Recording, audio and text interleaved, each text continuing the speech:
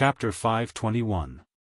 Until now, seeing that the Lancang soldiers were scared out of their wits, their morale was completely gone.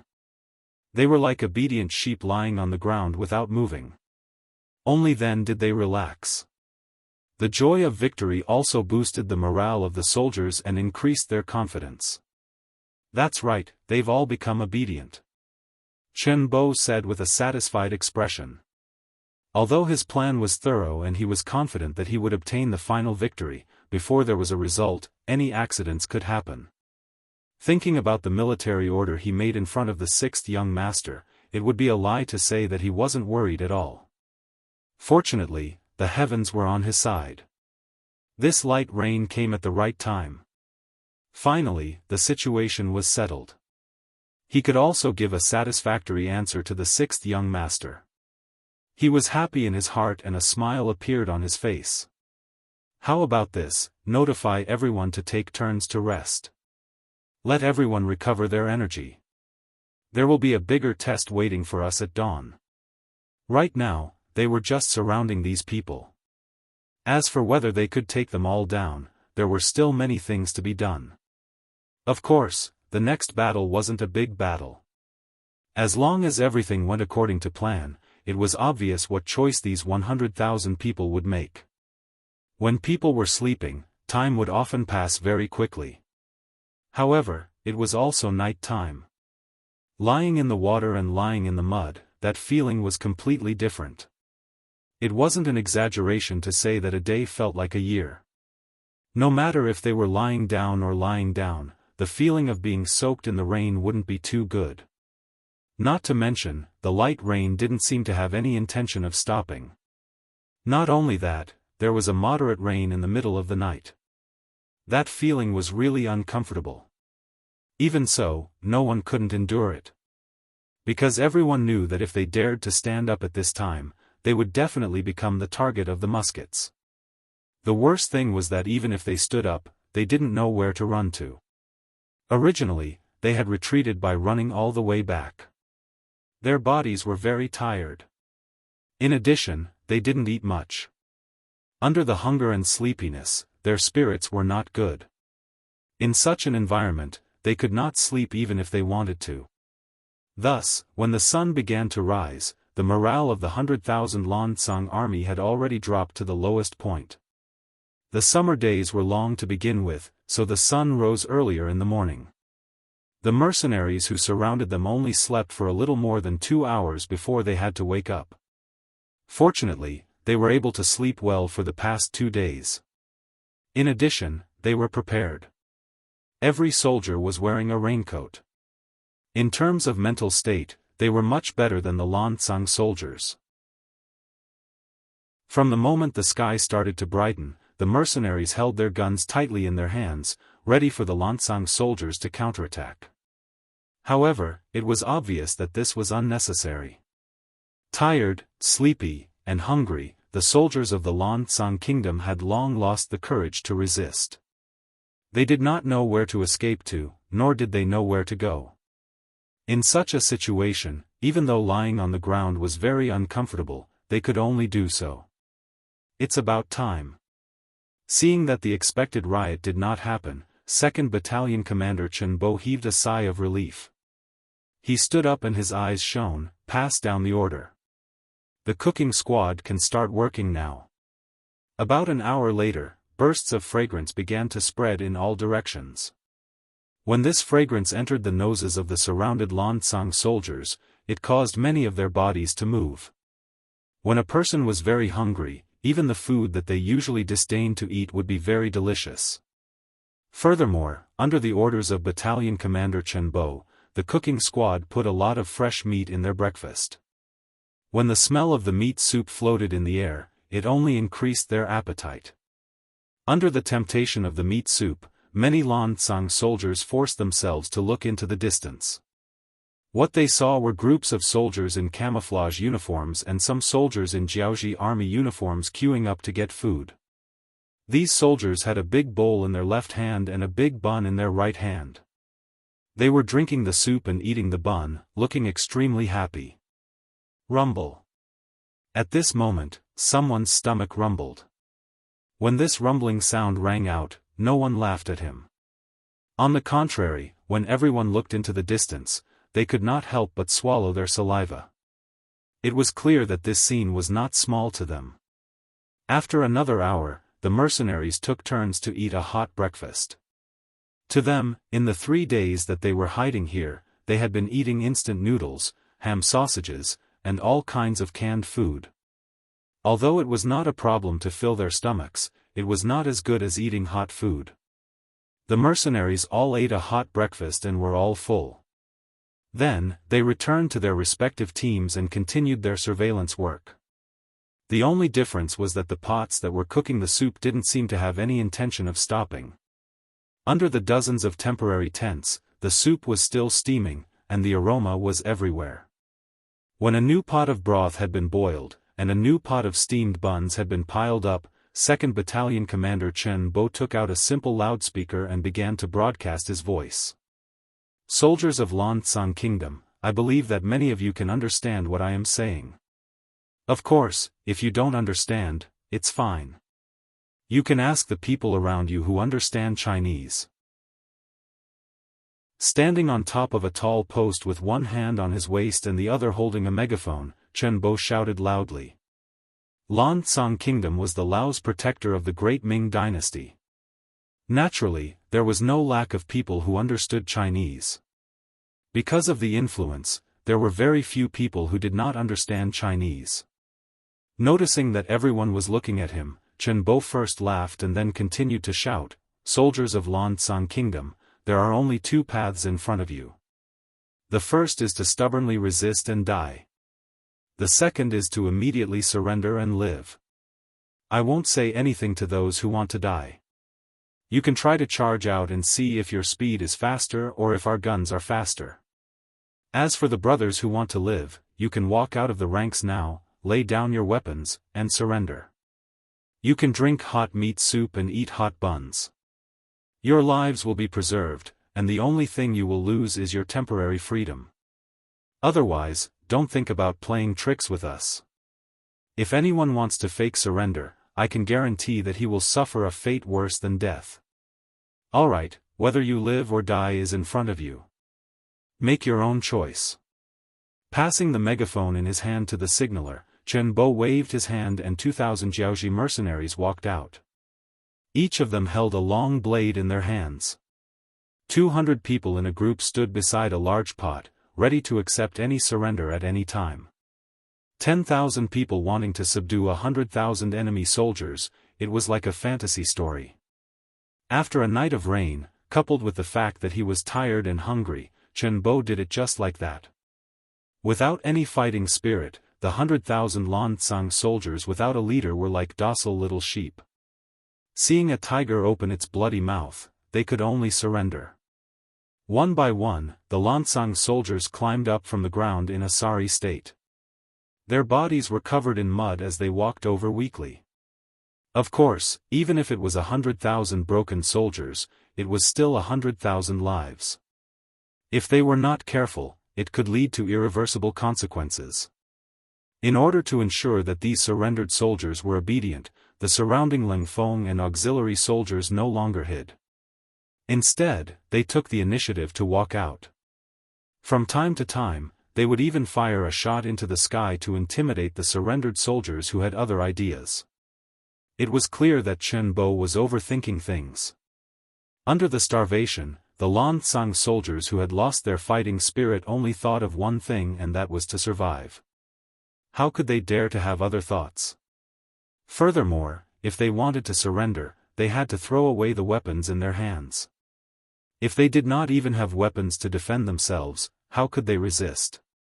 Just like that, the surrender ceremony of less than 100,000 soldiers went unexpectedly smoothly. What made Chen Bo very satisfied was that there was also news from Yinglu City. Su Yunsheng and the Spring Sun Company commander did not disappoint him and successfully took down the city. The surrender ceremony was also going smoothly in the morning. Shiyu City. All kinds of information were gathered in the hands of the 6th young master, Yang Chendong. After knowing that Commander Nie Tong's plan to lure the enemy was successful and that Lei Xiai's troops had returned to Yinglu City, Yang Chendong knew that the Lancang Kingdom's reinforcements would not be a hindrance to his advance. Even if Chen Bo could not imprison the 100,000 soldiers, he could at least defeat them. Young master, Commander Chen must have made his move last night. Tiger's man analyzed the information and came to the same conclusion. That's right. Yang Chendong agreed. Then, he looked in the direction of Shiyu City and said, since Commander Chen has already made his move, then we should also have some progress on our side. Pass down the order, prepare to attack the city. The matter in Jiaoji needs to be resolved as soon as possible. At this point, Yang Chendong could not help but think of the information sent by the Security Bureau 2 days ago. The Southern Ming Imperial bodyguards actually went to Jianghu and took away his fourth brother. Although from the information, the other party's attitude was still considered polite when doing this. However, Yang Chendong knew that Zhu Qizhen did not have the courage to lower his face. Therefore, he only took away his fourth brother and did not immediately do anything. To put it bluntly, Zhu Qizhen was targeting him. He wanted to use this as a warning. However, Yang Chendong was not too worried. Although he was a little worried about his fourth brother's safety, he believed that as long as nothing happened to him, Zhu Qizhen would not be so stupid as to go against his fourth brother. After all, killing Yang Chendong would not benefit Yingzong at all. It would only force Yang Chendong to rebel. Chapter 522. Since he could see this, Zhu Qizhen should be able to see it as well. Even fourth brother was taken away, so it could be seen that Zhu Qizhen was afraid of him. In order to suppress his development, Yingzong would definitely think of ways to stop him from expanding. It wouldn't be long before the imperial edict arrived. In other words, he didn't have much time left. Tiger's mane, tell Yang San to think of a way to stop the imperial eunuch. I don't want to see them so soon. Understood. Tiger's mane replied and left. When he gave the order to prepare for the siege, he also called the deputy chief of the Security Bureau, Yang San, over. On the west side of the city, there were many armored soldiers, and the atmosphere was tense. The Lancang Kingdom's 100,000 reinforcements suddenly retreated, which gave King Lili a bad feeling. Even though he had yet to figure out what had happened, he knew that Jiaoji was in grave danger this time. In fact, until now, the Jiaoji Kingdom's communication with the outside world had been cut off. All they could see was what was happening in front of them. Although there was no information from the outside world, as the king of Lili, who had once wrestled with the great Ming dynasty, his formidable potential was displayed. He summoned all the civil and military officials and said with certainty, the mercenaries should be attacking soon. We should also be prepared. There weren't many people who dared to oppose Li Li's words. Crown Prince Li Yuanlong was one of them. Seeing that his father didn't have any information and didn't have any reliable information, he said with a doubtful tone, "Father, why do you say that?" His son was good at everything, but he was a little too confident. With this kind of personality, he wouldn't easily trust others, even if he was his father. In truth, Li Yuanlong still valued his father very much. It was just that he had made some bad decisions in the past, especially when his base of operations in the Nine-Truth County had been occupied. This had caused his personality to change a little. He always wanted to prove himself, which led to this problem. If others asked, perhaps Li Li wouldn't give any explanation. After all, he was the king, and he didn't need to consider other people's opinions when making decisions. But the one who asked this question was his son, so everything was a different story. He tried his best to speak in an amiable tone. Father made this decision based on two judgments. First, the Lancang Kingdom's 100,000 reinforcements suddenly retreated. Although we still don't know the reason, their retreat must be caused by the mercenaries. This proves that they are preparing to make a move. 2. Extending the second finger of his right hand, King Li continued, the diplomatic group we sent to contact the southern Ming has already left for a long time, even the news of the capital being occupied has been sent out for a period of time. Presumably, the current emperor of the southern Ming dynasty should also know about what happened here. Since the mercenaries have such a strong fighting strength, I'm sure that not only us, but also the young emperor of the southern Ming dynasty. Unless there was something wrong with his brain, he would definitely think of a way to stop the mercenaries from growing stronger. If the mercenaries don't make a move now, I'm afraid that they won't have a chance to do anything once the emperor's imperial edict is issued. It had to be said that Li Li's intelligence was indeed very high, and his analysis was also very thorough. This was indeed one of the reasons why Yang Chendong was in a hurry to make a move. Of course, Li Li didn't know that the second reason why Yang Chendong was in a hurry to make a move was because he didn't want to waste too much time on conquering the Jiaoxi kingdom. The destruction of a kingdom was a huge matter for the generals and even the monarchs in ancient times. It might even take a long time to prepare for this battle. Even if it took 10, 20, or even longer, it would take several generations of people to work together. However, all of this didn't mean much to Yang Chendong, who had mastered the advanced firearms.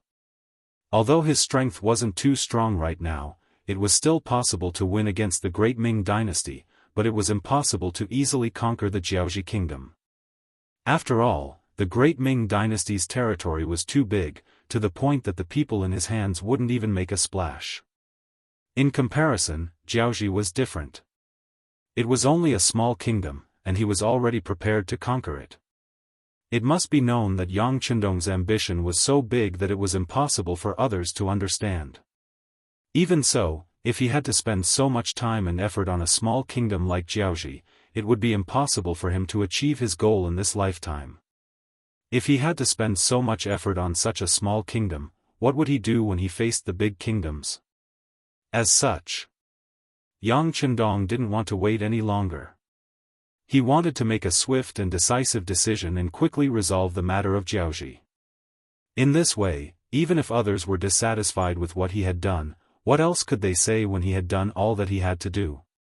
No matter what Yang Chendong was thinking, at least Li Li's analysis was correct. After he explained the two reasons, even Crown Prince Li Yuanlong was convinced. He then said, "Father, since this is the case, should we prepare to fight?" "Of course we should fight, but we also need to make preparations for peace talks." Li Li nodded first, then shook his head and said with a sorrowful tone, "Our Jiaoxi is still too weak.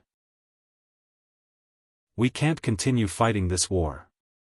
Otherwise, even if the mercenaries don't destroy us, the others won't let us go." After saying this, Li Li said with a somewhat angry voice, "Send someone to investigate the assassination of the Duchess of Zhongdang. What is going on? That assassin is called Immortal, right? What is his background?" Hearing his father mention this matter, Crown Prince Li Yuanlong immediately reported what he knew. "Father, I have sent someone to investigate Immortal's matter. Although he is from Jiaoxi, he is no longer under our control. We have been wrongly accused. Of course this prince knows this, but we still need to give him an explanation. How about this, let's investigate this matter thoroughly." Li Li said with a dark expression. Immortal tried to assassinate Yang Chendong's wife but was killed before he could succeed. This didn't seem like a big deal. However, it had now become the fuse that ignited the war. If this matter wasn't resolved, the mercenaries wouldn't retreat so easily. Even if it was to give the other party a way out, this matter had to be investigated thoroughly. "Yes, I understand." Li Yuanlong nodded after understanding his father's intentions. "Alright, boys, it's time for you to perform. If the mercenaries attack, this king hopes that everyone can give it their all. Only with a perfect performance on the battlefield can the negotiations proceed smoothly. Only then can our Jiaoxi kingdom regain its strength and return to its golden age." Yes. All the civil and military officials lowered their heads in agreement. They knew what would happen to them if they lost the next battle. Becoming a prisoner was probably the best outcome for him. Thinking that they would lose their freedom and all the pleasures of life, it was no wonder that everyone would do their best. Just as the Jiaoji army was preparing, the mercenaries 10 li outside the city started moving forward. 18,000 Jiaoji mercenaries lined up on both sides. The 3 battalions of the Cold Vanguard were at the front as the main force. Beside them were 7 auxiliary battalions and behind them were 7 temporary auxiliary battalions. The army of 25,000 slowly moved forward in an orderly manner. From the original distance of 10 miles to 9 miles, 8 miles, all the way until they were 4 miles away before they finally came to a stop. Facing the mercenaries who were eyeing them covetously, the Jiaoji army in Shiyu City quickly reacted. General Li Shaozhong was the vanguard. He led 30,000 soldiers out of the East City Gate and began to get into formation. If the mercenaries dared to move forward, they would charge forward and fight to the death. Li Shaozhong wasn't a general in the Jiaoji army and wasn't a famous general. However, King Li still sent him out as the vanguard. It was obvious that he was testing the waters. At the same time, he seemed to be telling Yang Chendong that he didn't intend to fight to the death. If there was anything, they could sit down and discuss it. How could Yang Chendong not see the goodwill shown by the Jiaoji army? Not only did he see it, but the people around him also felt the same way. For example, the commander of the 2nd Battalion, Luope, smiled and said, "Sixth young master, it seems like they're a bit scared." Ha ha ha. Hearing the commander's words, the other officers also laughed loudly. Yang Chendong also had a smile on his face. However, the smile quickly disappeared and was replaced with determination. Send 2 auxiliary battalions. Let's take care of them first.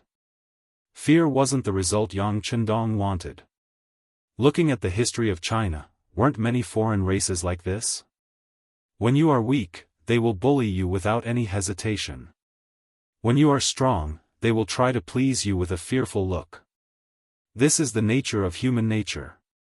The difference was that Yang Chendong wasn't as magnanimous. Of course, he wasn't magnanimous. Of course, he wasn't magnanimous. Speaking of which, he was very vengeful. Since they wanted to participate in the Great Ming's internal strife, they had to be prepared to go for wool and come home shorn. There was no such thing as a free lunch in the world. If you wanted to punch someone, you wouldn't let them hit you. Chapter 523. Initially, everyone was worried that the 6th young master would take pity on them for showing weakness. After all, as soldiers, the battlefield was the best place to test themselves. If there were no more battles to fight, their presence would only get weaker and weaker. Now, Yang Chendong did not relent because of their actions. He still decided to fight first. The 7 battalion commanders of the auxiliary battalions were all agitated. However, it was a pity that there were only 2 slots. In an instant, the 7 battalions were fighting over them. Lu Zhuo was also having a headache over the fact that there were clearly not enough slots to go around. Speaking of which, the 7 battalions were not too far apart in terms of fighting strength. It was not easy to choose who to send. After asking for instructions from Yang Chendong, they decided to draw lots to decide who to send. Of course, Lu Zhuo also said that if they were lucky enough to be sent but did not perform well on the battlefield, they would be sent to the sidelines the next time something like this happened. At most, they would be sent to the 2nd echelon. The lucky ones were the 5th and 6th battalions. However, the other battalions were not without hope. As long as they did not perform well, it would be time for them to fight. In order not to give the other battalions a chance, the 5th and 6th battalion commanders gathered their company commanders, platoon commanders, and even squad leaders to hold an emergency meeting. In their words, if anyone messed up in the upcoming battle, they could not blame them for being ruthless and directly expelling them from the military. This was expelling them from the military, not just retirement. The latter would at least not be in the military anymore. They could still do other things. Moreover, with a military background, many units in Qiqian City would fight for them. However, if they were really expelled from the military, they would be too ashamed to face anyone.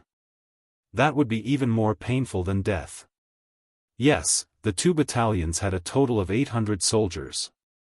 Every one of them was yelling and shouting, looking as though they were going to give it their all. In terms of logistics, the soldiers of the 2 battalions had a decent lunch of 6 meat and 2 vegetables.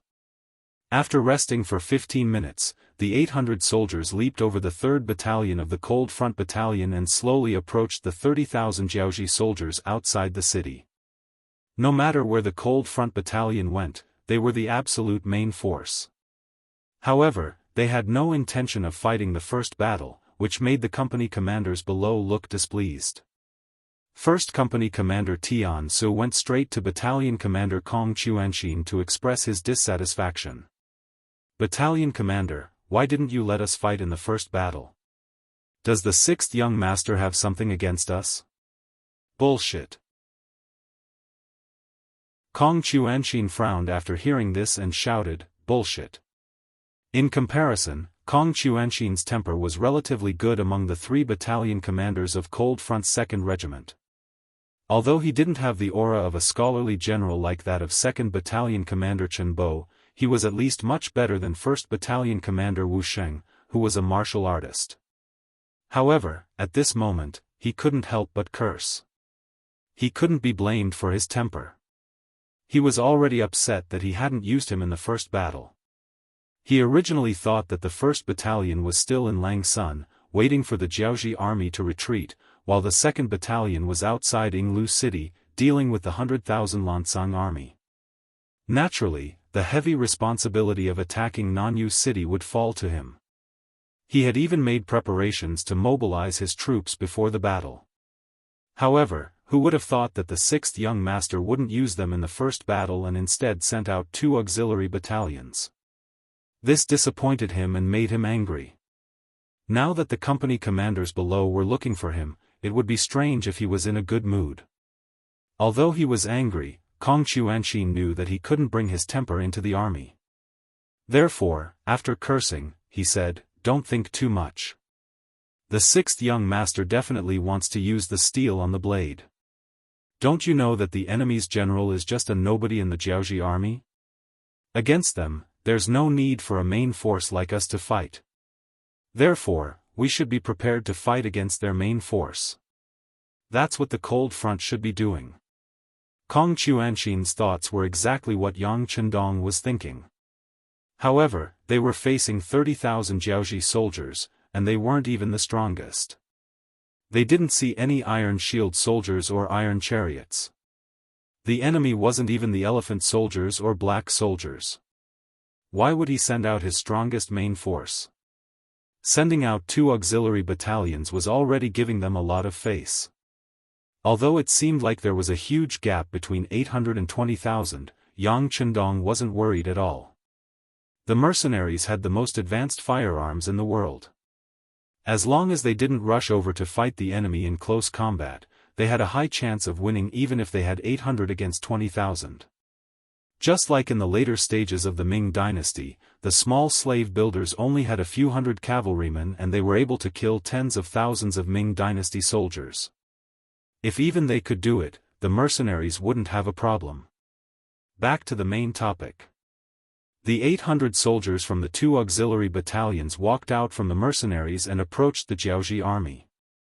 Young Master Li was riding on his horse. When he saw that less than 1,000 mercenaries had walked out, he couldn't help but laugh coldly. These mercenaries are too arrogant. Do they really think that they are made of iron and can't be killed? Humph. Trying to shake my 30,000 strong army with less than 1,000 men? You are asking for death. I'll grant you your wish. Men, blow the battle horn. Charge and kill them.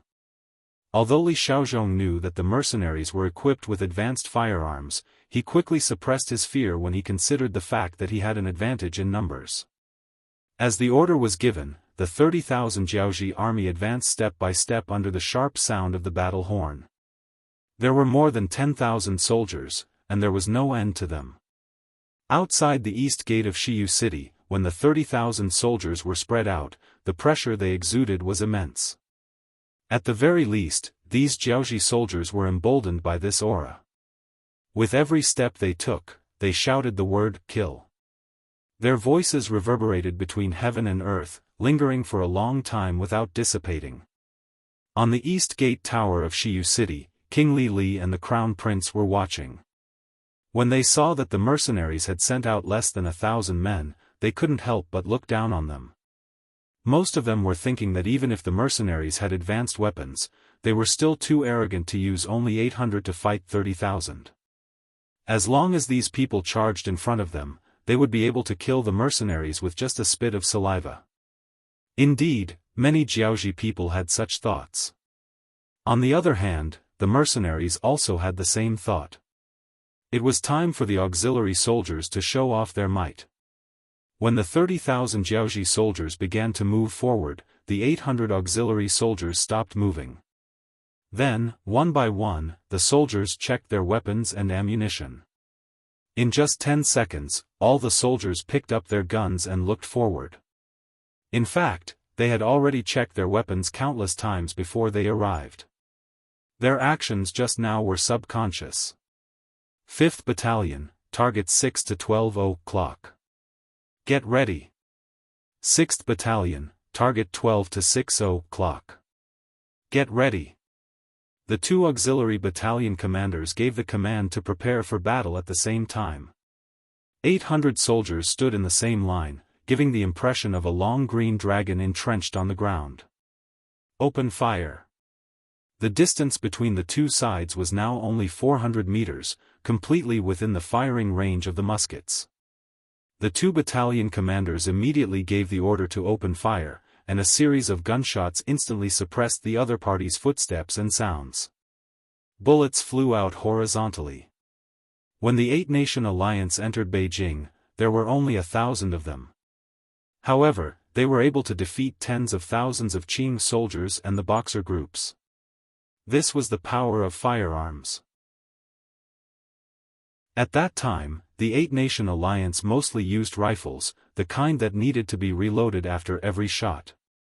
Moreover, the effective range of those rifles was only 200 to 300 meters.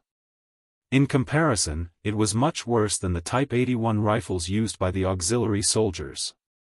Even though the Type 81 rifles were made by the Qiqian City Munitions Factory, they were not as good as the Type 81 rifles in Yangchendong's warehouse. However, there were all kinds of detailed introduction books and the best finished products as templates.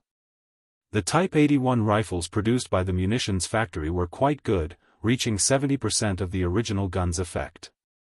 At the very least, although the Type 81 rifle's effective killing range did not reach the original 800 meters, it could reach the current 500 meters. Currently, at a distance of 400 meters, every bullet could take a person's life. Of course, when facing a black mass of enemies, there was no need to aim. Any bullet that was fired, as long as it did not hit the sky or the ground, could hit someone. Gunshots rang out. When 800 Type 81 rifles were fired at the same time, the scene was very shocking.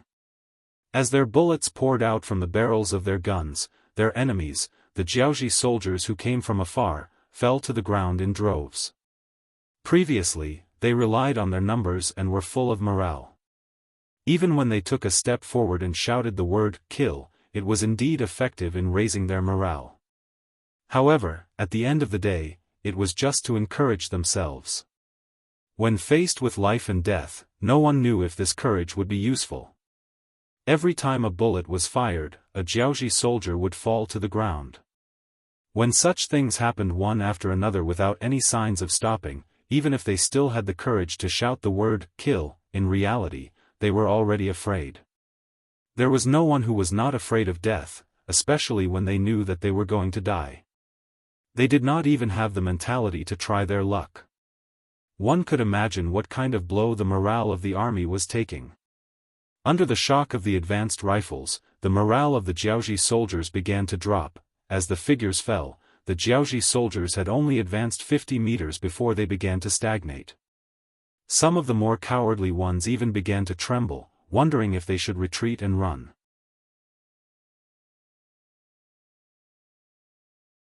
Chapter 524. Death was scary to some people, but to do it despite knowing that death was inevitable would only make it even scarier. Idiot, charge!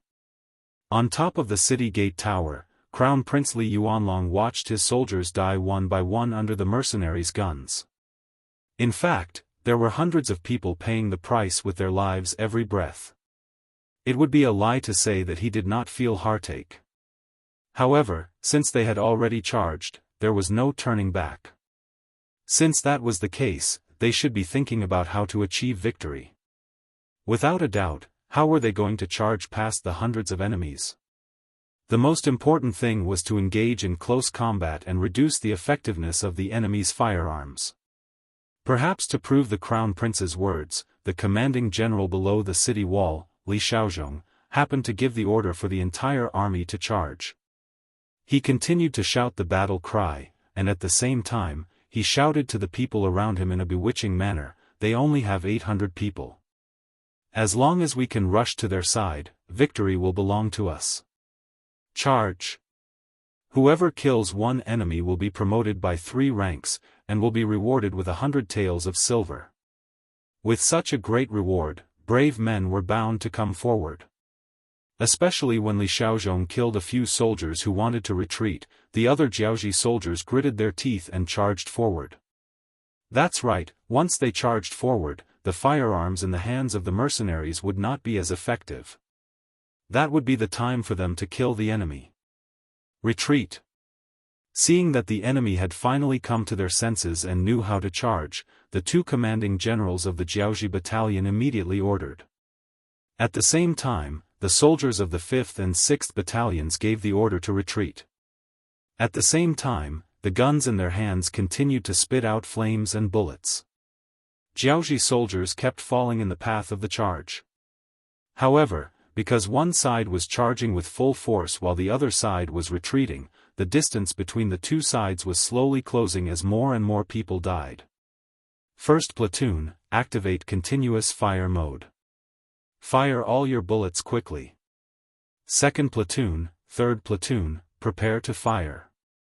Seeing that the distance between the 2 sides had been reduced from 400 meters to less than 100 meters, and soon it was only 60 to 70 meters, and the distance was still rapidly shrinking, the 5th and 6th battalion commanders issued a new order. It would be a lie to say that they were not afraid when facing the charge of tens of thousands of people with only 800 people. After all, the momentum of so many people rushing over was very frightening. Fortunately, their usual training was effective. Yang Chendong had long anticipated that they would often be outnumbered, so when he trained them, he placed special emphasis on courage. The lone hero had become the role model and goal in the hearts of all the warriors. In addition, the 2 battalion commanders had already said that if anyone dropped the ball, they would face the consequences of being expelled from the army. After all, the 6th young master was watching from behind. As a member of the auxiliary troops, it was rare for him to be in the limelight like this. If he retreated out of fear, or even ran away, he would lose all his face. It was under such encouragement that none of the soldiers retreated even though they were still a little afraid. Instead, they listened to the orders of the 2 battalion commanders. They opened fire and dropped bombs. Everything seemed to be in order. Seeing that the mercenaries were getting closer and closer, the eyes of the Jiaoji soldiers at the front glowed with excitement. In their eyes, victory was right in front of them. As long as they advanced a few dozen meters, as long as they could get close to the mercenaries, the effects of their firearms would be limited. That would be the time for them to show off their might. Dreams were beautiful, but reality was cruel. Just as these Jiaoji soldiers were trying their best to run forward and seemed to have seen the light at the end of the tunnel, hundreds of objects suddenly flew over their heads. Those objects seemed to have grown eyes as they landed in the midst of the charging Jiaoji soldiers. In the next moment, a series of deafening explosions were heard. Correspondingly, Jianghu soldiers were blown away by the explosions. Grenades could be considered as small cannons for close combat. Once they landed in a crowd, the impact was so great that everything within a 3-meter radius would be flattened. The pitiful Jianghu soldiers at the front were instantly devoured by the power of the gunpowder. Tot-a-tot, the Type 81 rifles of the 2 auxiliary platoons were in continuous firing mode. In that instant, bullets rained down on the Jianghu soldiers. Some of the Jianghu soldiers who were lucky enough not to be hit by the grenades became live targets. One by one, they were hit by the bullets and fell to the ground. Grenades, throw them. With each squad as a unit, the sounds of explosions were incessant. While corpses were sent flying, deep craters of varying sizes were blasted into the ground. Run! No one knew which Jianghu soldier was the first to shout, but the Jianghu army that was charging forward with an aggressive momentum finally began to retreat. Especially when some of the soldiers realized that the explosive objects that were thrown on the ground had a limited range, they began to run even faster. The initial wave of ferocious attacks was thus suppressed. Chase and fire at the same time. Seeing an opportunity, the 5th and 6th Battalion commanders put away their grenades and raised their guns to give chase. The Jianghu soldiers behind them who were too slow to escape fell to the ground one by one. In the middle of the mercenary army, Yang Chendong observed all of this with his binoculars. A look of relief appeared on his face. Just a moment ago, he had already planned to send the other auxiliary battalions and even the main battalion of the Cold Front. After all, if the Jianghu soldiers had really reached them, the consequences would have been unimaginable. Such a loss was not something he wanted to see. Fortunately, the 2 auxiliary battalions did not disappoint him. They withstood the initial pressure and won the final victory. Of course, facing such an attack, Yang Chendong actually had a better idea. For example, he could casually take out a few powerful cannons from the warehouse. When the cannons were fired, the enemy's attack would be instantly neutralized. However, he did not do so in the end. He was not worried about how to explain the sudden appearance of the cannons. After all, the Cold Front soldiers had already treated him as a god. He did not need to explain anything to anyone. What he was worried about was that if he used the cannons this time, what about the next time? When he was not on the battlefield, what would happen if the mercenaries wanted to attack the city or even destroy the country? It was impossible to have the help of the cannons every time. Without chariots, not to mention the difficulty of transporting such a thing, if such a treasure fell into the hands of the enemy, the consequences would be fatal. Of course, it was necessary to use the cannons appropriately. After all, the Cold Front would need to be equipped with a certain number of cannons in the future. However, even if they were to be used, they would have to be used on the blade. On the battlefield, as the mercenaries retreated, the 2 auxiliary battalions began to counterattack. Although their footsteps were not very fast, because the enemy was still within shooting range of the 81 caliber guns, every time they fired, there would still be enemies who would fall to the ground. Open the city gates and let them in. On the tower of Shiyu City, seeing the defeated Jianghu soldiers being slaughtered right under his nose, the King of Lily's face was already pale. He suddenly realized that he seemed to be really old. He actually began to feel fear from the bottom of his heart. This was something that had never happened to him when he was young. Even when he was facing the powerful Ming Dynasty, he still dared to make his own voice and arm wrestle. But now, in the face of the seemingly invincible mercenaries who were able to repel his 30,000-strong army with less than 1,000 people, he really didn't know what to do or what to do at this moment.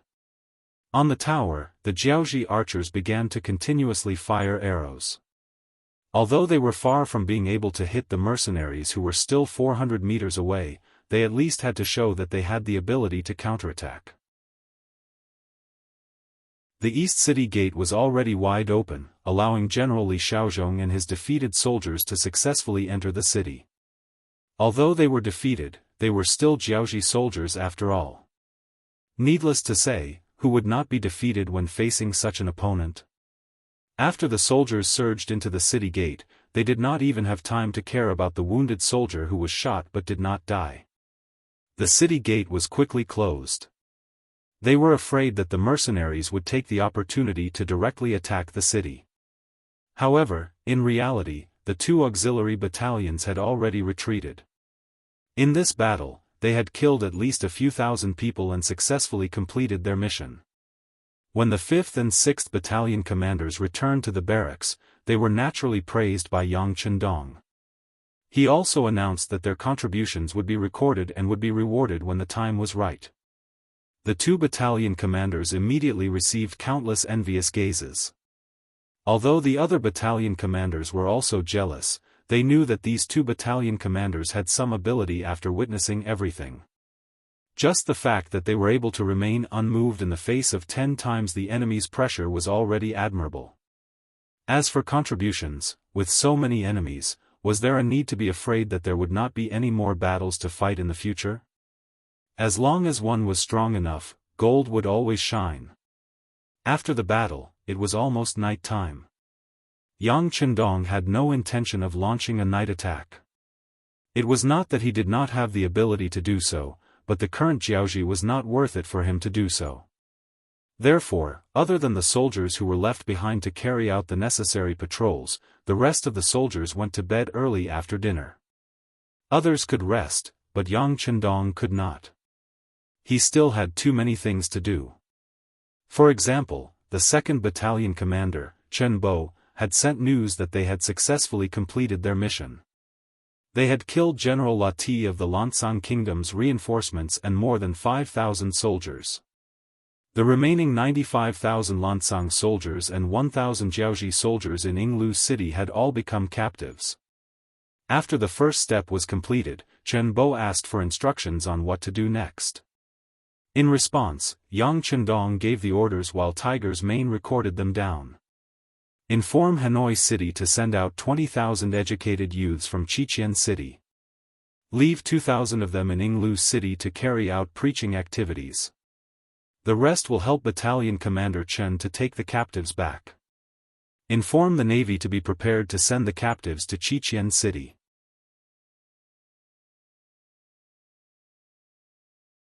Chapter 525. After dealing with the matter of Yinglu City in a decisive manner, he picked up another piece of information to read. When he saw the information, Yang Chendong couldn't help but laugh coldly.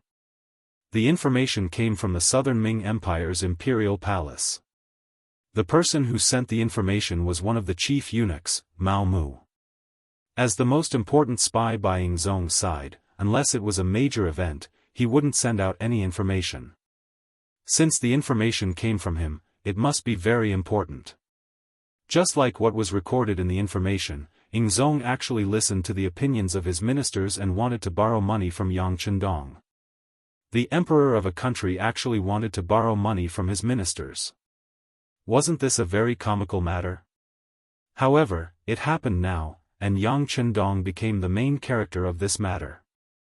Obviously, one of the ministers didn't like him and wanted to smear some medicine on him. In addition, the Southern Ming Empire had just separated and their foundation wasn't very solid. Then, there was civil strife in the south. When they quelled the rebellion, they spent a lot of money. Now that they didn't have to pay taxes from Guangdong, Guangxi, and Yunnan, their lives were even more difficult. At this time, they had to recruit 1 million more soldiers. The amount of money they needed to spend was uncountable. The treasury was running out of money. Someone suggested that they could borrow money from Yang Chendong. After all, this person had set up a bank in Baiming. It was said that his savings had reached more than 40 million taels. It shouldn't be a problem to borrow 20 to 30 million taels. Zhu Qizhen, who was lacking money, felt that this seemed to be a feasible path after hearing the suggestions of his ministers. He decided to let the eunuch in charge of announcing the edict tell Yang Chendong to stop sending troops to Jiaoji. Then, he would ask him to lend money to the Southern Ming Empire to tide over the current crisis. Mao Mu said this in the information. After being sent by the Security Bureau, the information was first placed in front of Yang Chendong. Seeing that this was simply wishful thinking, Hu Mang wanted to throw the report away the moment he saw it. However, considering that this matter was not known to the young master, once the imperial eunuch from the southern Ming Empire arrived, wouldn't he be unprepared? Thus, in the end, this piece of information still appeared in front of Yang Chendong. Now that he saw Yang Chendong laughing while holding the information, Tiger's Mane suggested, "Young master, I think Zhu Qijian's head must have been kicked by a donkey. This is just wishful thinking. We don't have to pay attention to it." Yang Chendong also said that his head had been kicked by a donkey. He used it to describe those ignorant people who made ignorant decisions. When the mercenary officers heard it, they felt that the description was very appropriate, so they often used it. Hearing Tiger's Mane's suggestion, Yang Chendong tilted his head and looked at him. "Do you also think that Zhu Qijian's head is rusty?" Seeing that Yang Chendong didn't seem to think so, Tiger's Mane said with a puzzled expression, "Young master, isn't that the case? Even an idiot can see that he wants to strengthen the southern Ming Empire. With our development, it is only a matter of time before we become enemies.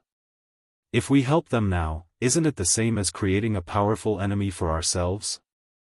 It was no wonder that Tiger's Mane said this. Originally, when Yang Chendong was building an army in Qiqian City, they didn't understand the young master's intentions. After all, the great Ming Empire was too powerful in their eyes. They were so powerful that they couldn't be shaken. They didn't even dare to think about it. However, after wiping out the Huang bandit army and conquering several cities in Jianghu, they changed their minds. With such a powerful army and heaven-defying firearms, why couldn't they set their sights on something bigger? Didn't the ancients say that it was better to be a king than a general? Since that was the case, why couldn't they dream about becoming an emperor? Moreover, the great Ming dynasty was originally snatched from the Yuan dynasty, so it seemed reasonable for someone else to snatch it away from them. It had to be said that Tiger's Mane wasn't the only one who had such thoughts. Many of the high-ranking officers in the mercenary army also had such thoughts. It could be said that this had already formed a certain scale. This way, if Yang Chendong wanted to attack the great Ming Empire one day, there wouldn't be any resistance. However, in Yang Chendong's eyes, this wasn't the case. At the very least, he knew that the so-called one day was still far away from him. As for the reason, of course, it was because of the population. Before solving this problem, Yang Chendong really didn't want to fall out with the great Ming Empire. Otherwise, who knew how much effort and time it would take to solve these problems? Towards the great Ming Empire, Yang Chendong naturally couldn't be like how he was towards Jianghu, where he could destroy a country and kill people at will. If he didn't use such extreme methods, it would take too much effort and time to solve the great Ming Empire's problem. With the idea of easy first and difficult later, Yang Chendong decided to put the great Ming Empire's problem aside for now. As long as he was strong enough, he believed that one day, he would be able to subdue the enemy without fighting. Since that was the case, he couldn't fall out with them. In other words, he really had to borrow money. Of course, lending money to the great Ming Empire wasn't all bad. For example, he could use this opportunity to raise some conditions. What did the great Ming Empire have the most? Naturally, it was the Han population. If he could use this to make a deal, Zhu Qijian would definitely agree. If a large number of people could be used in an open and above-board manner, it would play a very positive role in accelerating the development of Crimson Castle, the entire Ryukyu Island, and even the entire Yang family's development. That was not something that could be achieved with just a few silver taels. In other words, the thing that Yang Chendong didn't lack the most right now was money. Putting aside the fact that the goods in the Outer Heavens Trading Company had always been in short supply, especially after the cooperation with the Walla, many things had begun to be exported to Europe and had become items that the rich people there fought to buy. Just based on this, silver was continuously sent to the Yang clan. Moreover, as the Yang clan's navy continued to grow stronger, the amount of transactions at sea was also increasing. In the warehouse in Crimson City, silver had long been piled up like a mountain. There was so much that he didn't even know how to spend it. If there was a chance in the future, Yang Chendong would consider using his own banknotes. After all, using silver as currency was somewhat wasteful. Just the silver itself would be consumed. Even with the assistance of the Yang clan's bank, the Yang clan's bank didn't exist everywhere. Banknotes weren't good for real circulation, but it would be much better if he could use banknotes instead. Of course, this was just an idea. There was still a lot of preparation work to be done. If it was done, the silver would be so much that he wouldn't be able to spend it all. He could lend it to the Great Ming Empire in exchange for a sufficient number of people. No matter how he looked at it, it was worth it. After having a rough idea in his mind, Yang Chendong put this matter aside. Since the person who was talking about this matter was the eunuch who came to announce the edict, it would take a long time for them to reach him. For now, it was more important to solve the problem of Jiaoji. Speaking of the problem of Jiaoji, Beta Persei, who was guarding outside the door, strode into the tent. When he saw Yang Chendong, he cupped his fists and said, "Young master, someone from Jiaoji is here. He says that he must see you." Let him in." Yang Chendong's face was calm. This was within his expectations. After all, it was reasonable for them to send someone to negotiate when the enemy was about to arrive at the city gates. However, he didn't know what the other party would say. Beta Persei left and quickly returned to the tent, bringing in a man in his 30s. When the man entered the tent, he first sized up Yang Chendong. A look of surprise flashed across his eyes. Then, he imitated the Han people and cupped his fists and said, "The Crown Prince of Jiaoji, Li Yuanlong, greets the Great Ming Empire's Duke of Loyalty." You're the Crown Prince of Jiaoji?" When Tiger's Mane heard his name, he was shocked. Even Yang Chendong's eyes darkened. However, they quickly returned to normal. He didn't know how many enemies and countries he would have to face in the future. It was just a small crown prince of Jiaoji. He was very satisfied with Tiger's Mane's performance. Li Yuanlong nodded and said confidently, "That's right, I'm the crown prince of Jiaoji." The battle during the day had already proven the strength of the mercenaries. Everyone knew that if this battle were to continue, it was very likely that the Jiaoji army would be the one to lose. Imagine, how could you hurt your opponent when you couldn't even touch their body? If you lost on the battlefield, you had no choice but to negotiate. Although you might have to pay a high price, it was still better than being defeated or even killed. However, who would be sent to negotiate with Yang Chendong became a headache for King Li. Instead of calling it a negotiation, it would be more accurate to call it a truce. Naturally, the ministers were unwilling to do such a task. On the other hand, some courageous young ministers wanted to seize the opportunity. However, their status was too low. Not only would they be looked down upon during the negotiation, they wouldn't be able to make the decision on many matters. In the end, after much consideration, King Li's gaze fell on his son. Whether it was in terms of status or charisma, this son of the crown prince was the best choice. In fact, Li Yuanlong didn't disappoint his father. When he saw his father looking at him, he took the initiative to stand up and take on the responsibility. That was why he appeared in the mercenaries' tent. "You're quite brave." Tiger's Mane was still in shock. Of course, this was said by Yang Chendong. This couldn't be blamed on Tiger's Mane. In the past, he was just a study companion of the 6th young master. To put it bluntly, he was just a servant of the Yang family. With such a status, it was inevitable that he would feel uneasy when meeting the crown prince of a country. On the other hand, Yang Chendong had interacted with the northern and southern emperors of the Great Ming Dynasty. Naturally, his horizons were broader. Although he was a little flustered by Tiger's Mane's appearance, he quickly calmed down.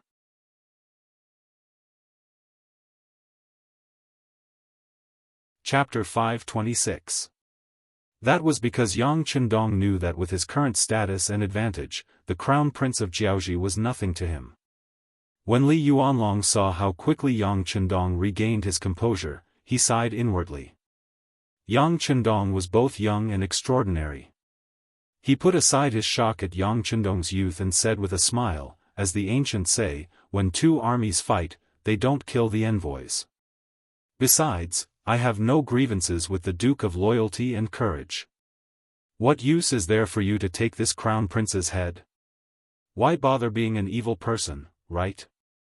On the surface, he pretended to be indifferent, but the words that came out of his mouth betrayed him.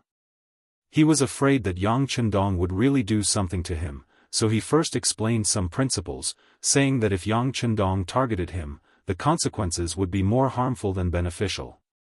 Naturally, Yang Chendong understood the meaning behind Li Yuanlong's words and couldn't help but smile. Indeed, he didn't have any thoughts about the crown prince's life, so he wouldn't kill him. However, since Li Yuanlong had appeared in front of him so openly, it wouldn't be in line with Yang Chendong's character if he were to let him be too complacent. Therefore, Li Yuanlong smiled and said with a stern expression, "You don't deserve to address yourself as the crown prince in front of me. If there is a next time, you will be severely punished." When Li Yuanlong saw the smile on Yang Chendong's face, he thought that his words had struck a chord with Yang Chendong. Who would have thought that Li Yuanlong would suddenly fall out with him? Li Yuanlong then realized that he was indeed a little too comfortable just now. He immediately cupped his fists and said, "Yes, I am too used to addressing myself as the crown prince. It is my fault." With one sentence, Li Yuanlong, who had lowered his head, had already expressed his attitude and position, that was, he was really afraid of death and Yang Chendong's anger. Li Yuanlong was so cooperative and put his identity so low, which made Yang Chendong have a new level of respect for him. If this person was incomparably arrogant, even if he didn't kill him, he would humiliate him properly, or even scare him a little to make him lose face. But since the other party was so low-key, he couldn't be too forceful. Bullying a person who didn't dare to fight back was really not fun. "Alright, since you're here, take a seat. Tiger's mane, go out and keep an eye on them. No one is to disturb them without orders," Yang Chendong said casually to Tiger's mane. He wanted to see how sincere the crown prince of Jiaoji was. Tiger's mane originally wanted to stay and protect the young master. However, when he thought of the young master's true strength, he knew that he was unnecessary. He immediately nodded and left. Perhaps it was because of his rebirth, but Yang Chendong had become familiar with his body. His body's potential began to explode. His strength, speed, spear skills, and perception were stronger than when he was at his peak in his previous life. Just a few days ago, when he was bored in Hanoi City, he called the 20 people from the second guard team and asked them to attack him together. To everyone's surprise, the final winner turned out to be Yang Chendong himself. Although he had taken a lot of punches and kicks because of this, he was the one standing in the end. Even the punches and kicks that he took quickly returned to normal as he continued to breathe in and out.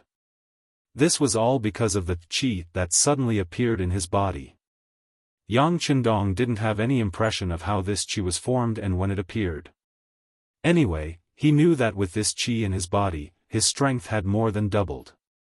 And this strength was still increasing. This time, he challenged the second guard team. Next time, he would challenge the first guard team. He wanted to see where his limit was. Tiger's mane, who had been by Yang Chendong's side for a long time, was very clear about these things. The young master was so strong that he was even a little abnormal. What was so scary about leaving him and the crown prince of Jiaoji alone in the tent? It would be best if this person didn't have any bad intentions. Otherwise, he would really be in trouble. Tiger's mane left without any hesitation. When only the two of them were left in the tent, Li Yuanlong stood up and bowed to Yang Chendong. He said, "Yuanlong thanks the Duke of Loyalty." This gratitude was naturally to thank Yang Chendong for saving his face. Otherwise, if there were outsiders present, it would be hard for him, the crown prince, to lower his head. That's enough. There are no outsiders here. Why don't you tell me what you want? Yang Chendong had no intention of building a relationship with Li Yuanlong. Although he was the crown prince of a country, in Yang Chendong's eyes, he was just a defeated general. Since he was a defeated general, his status naturally didn't matter. Phew. Li Yuanlong heaved a sigh of relief and sat back down on his chair. His mind quickly went through the main points of the negotiation. When he raised his head again, he opened his mouth and said, "Duke of loyalty and courage, the strength of the mercenary army is something that my father and I, as well as all of the Jiaoji officials, have witnessed clearly. We admit that if we were to fight, we would be no match for you. That's why I only have one goal in mind, and that is to ask the Duke of Loyalty to withdraw your troops. As for the price, please state it clearly. As long as it is within our means, we will do our best to satisfy you. How about it? It's not that you would be no match for us in a fight, it's that you wouldn't even be a match for us." Yang Chendong corrected Li Yuanlong's words. Then, he ignored Li Yuanlong's ugly expression and continued, "It's impossible for me to withdraw my troops. Either we fight until Jiaoji is destroyed, or you surrender voluntarily and admit that Jiaoji is a province of the mercenary army.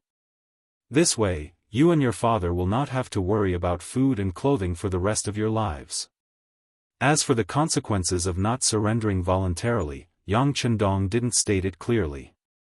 However, he believed that Li Yuanlong should be able to imagine it. As expected, after hearing Yang Chendong's words, Li Yuanlong was stunned. Then, as if he heard wrongly, he said, "Duke of Loyalty? What did you say?" I didn't hear wrongly, did I? You want Jiaoji to become a province of the mercenary army and not a province of the great Ming dynasty? Indeed, this was what shocked Li Yuanlong. If it was the former, he would be shocked as well, but it wouldn't be as intense as it was now. What is this Duke of Loyalty trying to do? Does he want to betray the great Ming dynasty? As soon as this thought appeared in his mind, it was immediately confirmed. Yes, this Duke of Loyalty must be thinking this way.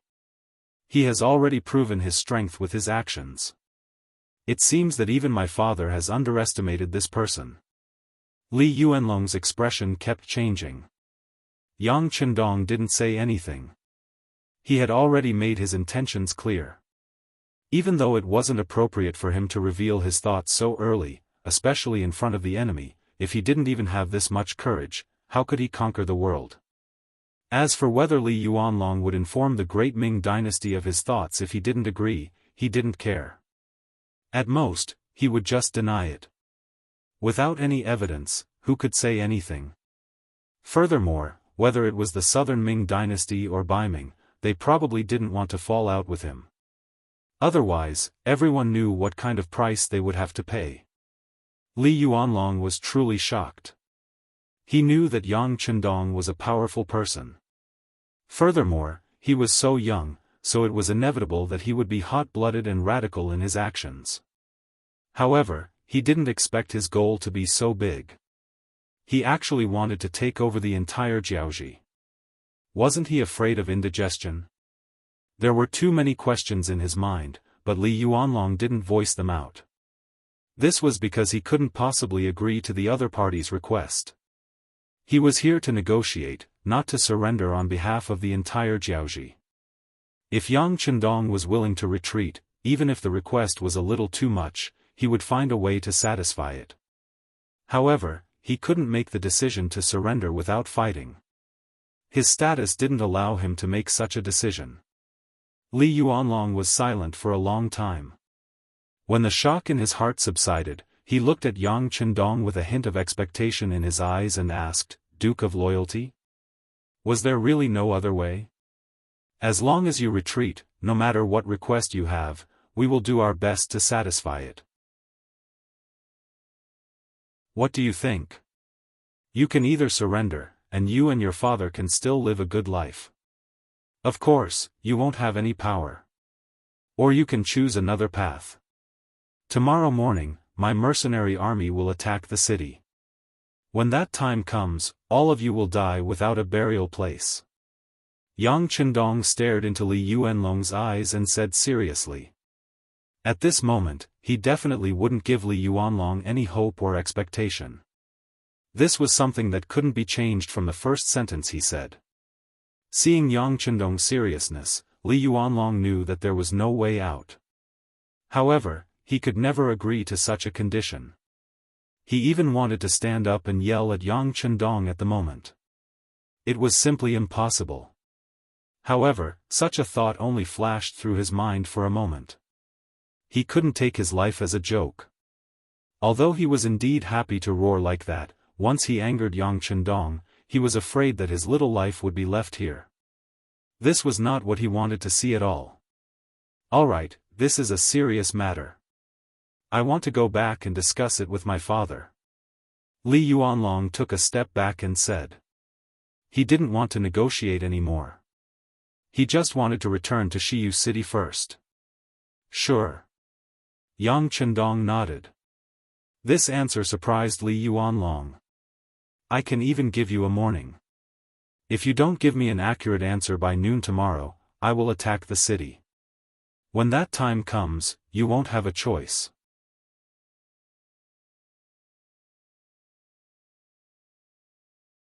Chapter 527. He originally thought that Yang Chendong would not let him go so easily.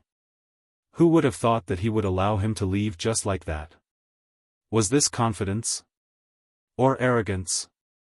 But no matter what, it was best to escape from this place. Li Yuanlong immediately stood up and nodded. Rest assured, Duke of Loyalty, I know what to do. Li Yuanlong finally left. Until he left, Yang Chendong did not even stand up from his chair once. He only called for Tiger's mane outside the tent and asked him to send the Crown Prince of Jianghu away. If he did not do so, Li Yuanlong would not be able to safely return to the city. Tiger's mane quickly returned. Young master, I have sent him away. Returning to report was not the main reason. His main purpose was to ask about the negotiations and what the mercenaries were going to do next.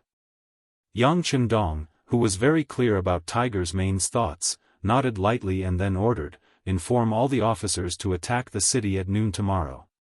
Yang Chendong was very clear that Li Yuanlong and his father, Li, would definitely not agree to his conditions. Surrendering without even putting up a fight. Even an incapable ruler would find it difficult to make such a decision, let alone the Li father and son who boasted of their abilities. But he still let Li Yuanlong leave. Perhaps only he himself knew the reason behind this. Yang Chendong did this intentionally. He wanted to set an example for others. He could give anyone a chance, but there was only one chance. If you did not grasp it, the consequences would be unimaginable. In this way, when other small countries used the same method on them, they would seriously consider it. As long as one small country surrendered without a fight, tonight's matter would not have been in vain. This was Yang Chendong's intention. He cared about the future and the situation in the future. However, Li Yuanlong, who couldn't see this, arrived at the foot of the city wall in a panic. He sat on the hanging basket and returned to the city tower. Soon, he appeared in front of his father, Li. The crown prince returned. In the temporary palace, Lily wasn't the only one who didn't rest. None of the civil and military officials were resting. They were waiting for the crown prince to return. They wanted to see what kind of demands he had made, how they would respond, and what concessions they would make. As soon as he entered the temporary hall, Li Yuanlong could feel hundreds of eyes looking at him. If it was in the past, he would be secretly happy to be the center of attention, but at this moment, he was a little annoyed by the way people were staring at him. Dragony, how is it? This time, before anyone else could ask, King Lily spoke first. Just from this point alone, it was clear that he had lost his usual composure. This was not Li's fault, and it had nothing to do with his age. All of this was because after Crown Prince Li Yuanlong had left the city and discussed with the generals, he had been shocked to discover that they had no way to deal with the mercenaries, nor did they see any hope of victory. This was what caused Lily to be shocked. Could it be that other than negotiation and compromise, there was no other way? It was because of this that he placed all his hopes on his son, hoping that Li Yuanlong could bring him a good result. Even though he knew that the mercenaries would definitely demand an exorbitant price, he still hoped that they would be more polite. After all, weren't the Han people used to learning from Confucianism, talking about moderation, talking about the demeanor of a great country, and forgiving people when possible? As long as you expressed your acceptance, you would usually receive their forgiveness. Perhaps it was because of this that when the Han people were weak, so many people would stand up to bully them. Repaying evil with good, this was what the Han people were most willing to do. Often, doing this would bring them a good reputation. But did they not think about how to repay kindness? Of course, this was a bit off topic. When Li Yuanlong heard his father personally ask, he didn't know how to answer. He stood there for a long time without making a sound. Li Yuanlong's silence made King Lily very anxious. Dragony, what is the situation? Did you not see the Ming Dynasty's Duke of Loyalty and Courage? Shaking his head, Li Yuanlong said, I saw him. You saw him? Then what did he say? Lily let out a sigh of relief, but seeing that Li Yuanlong didn't say anything for a long time, he couldn't help but say anxiously, did he put forward some harsh conditions? What is going on? Say something. Not only was the king anxious, but the other officials were also anxious, waiting for Li Yuanlong's answer. First, he took a deep breath. Perhaps he also knew that some things were unavoidable. Rather than not saying anything and letting everyone guess, he might as well say it openly. Perhaps before there was no way out, everyone could still unleash their potential and defeat the mercenaries. This prince saw him, and he only made one request. In the following time, Li Yuanlong described the process of his meeting with Yang Chendong in detail. His memory was quite good, and he didn't miss anything. But because of this, these words had a great impact on everyone. Perhaps no one would have thought that the other party's appetite was so big. At some point, King Lily had returned to his large chair, and his expression was terrifyingly ugly. The other officials weren't any better. Apart from a few low-ranking officials who were still whispering and expressing their opinions, some of the more shrewd and capable officials were silent, standing there with gloomy expressions. To them, negotiation was their only hope. As long as the other party could retreat, Jiaoji would have a chance to start over. As for what they would have to pay for this, there was nothing they could do about it. Who asked their enemies to be mercenaries, who asked them to send troops to Nanming first, and who asked the assassin called Mo Tua to be a Jiaoji citizen? Based on this, it was only right for them to pay a price, or rather, there was nothing they could do. But now, Yang Chendong wanted the entire Jiaoji, and this was something they didn't want to see. Killing people was nothing more than a nod of the head, not to mention the fact that they were the ones being killed. Now, they didn't even have a way out for themselves. How could they, who already felt wronged, accept such conditions? No, we can't admit defeat like this. Our military strength is more than 10 times that of theirs, and we can still fight. Chen Heijin, the famous general of the Jiaoji army, was the first to voice his opinion. Yes, we can't admit defeat. Even if we die in battle, we can't be scared to death. Another famous general of Jiaoji, Fan Yuhai, also expressed his opinion, and his opinion was the same as Chen Heijin's. With these two taking the lead, the military's opinion was very clear, and this brought hope to King Lily. How confident are you that you can defeat the mercenaries? Facing the king's question, the two generals looked at each other, then shook their heads in unison. After witnessing the might of the mercenaries' firearms, how could they still have the confidence to defeat their opponents? Then? How confident are you that you can defend the city? Although Lily was a little disappointed, he knew that this wasn't the fault of the two generals. The mercenaries were just too strong, completely beyond the strength of this era. It was like when the Qing dynasty fought against the Eight-Nation Alliance. No matter how many soldiers you had, when cold weapons faced hot weapons, you had no chance of winning. I don't know, but we have to defend it. If we really can't, we can use people to fill in the gaps. If the Southern Ming Emperor's decree arrives earlier, perhaps things will turn for the better. Fan Yuhai shook his head, then he gave everyone hope. That was, they still had outside help. Speaking of which, it was a little funny. This outside help was actually the Southern Ming regime that they had always regarded as their enemy, and they had taken advantage of them. This was something that couldn't be helped. If they didn't rely on the Southern Ming, Jiaoji wouldn't exist anymore. One had to know that this was different from when they submitted to the Great Ming.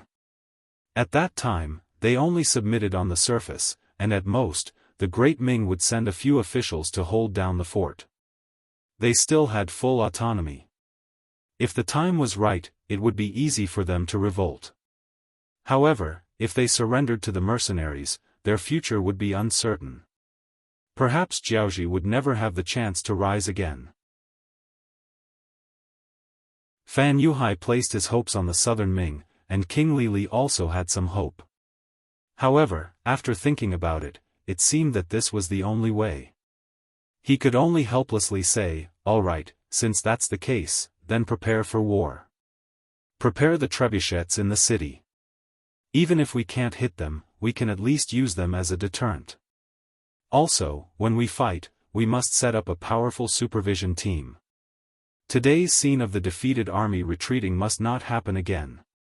Before the Crown Prince came back, when everyone talked about today's battle, they more or less felt that it was a pity.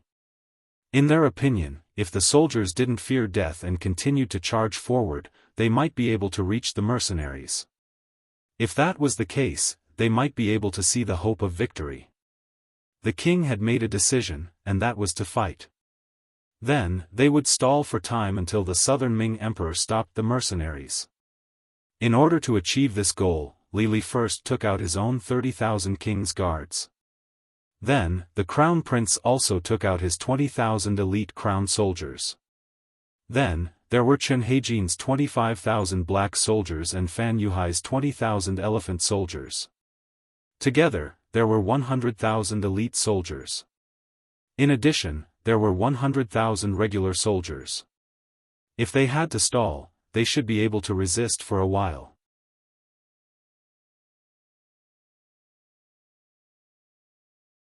Chapter 528. The meeting lasted until late at night.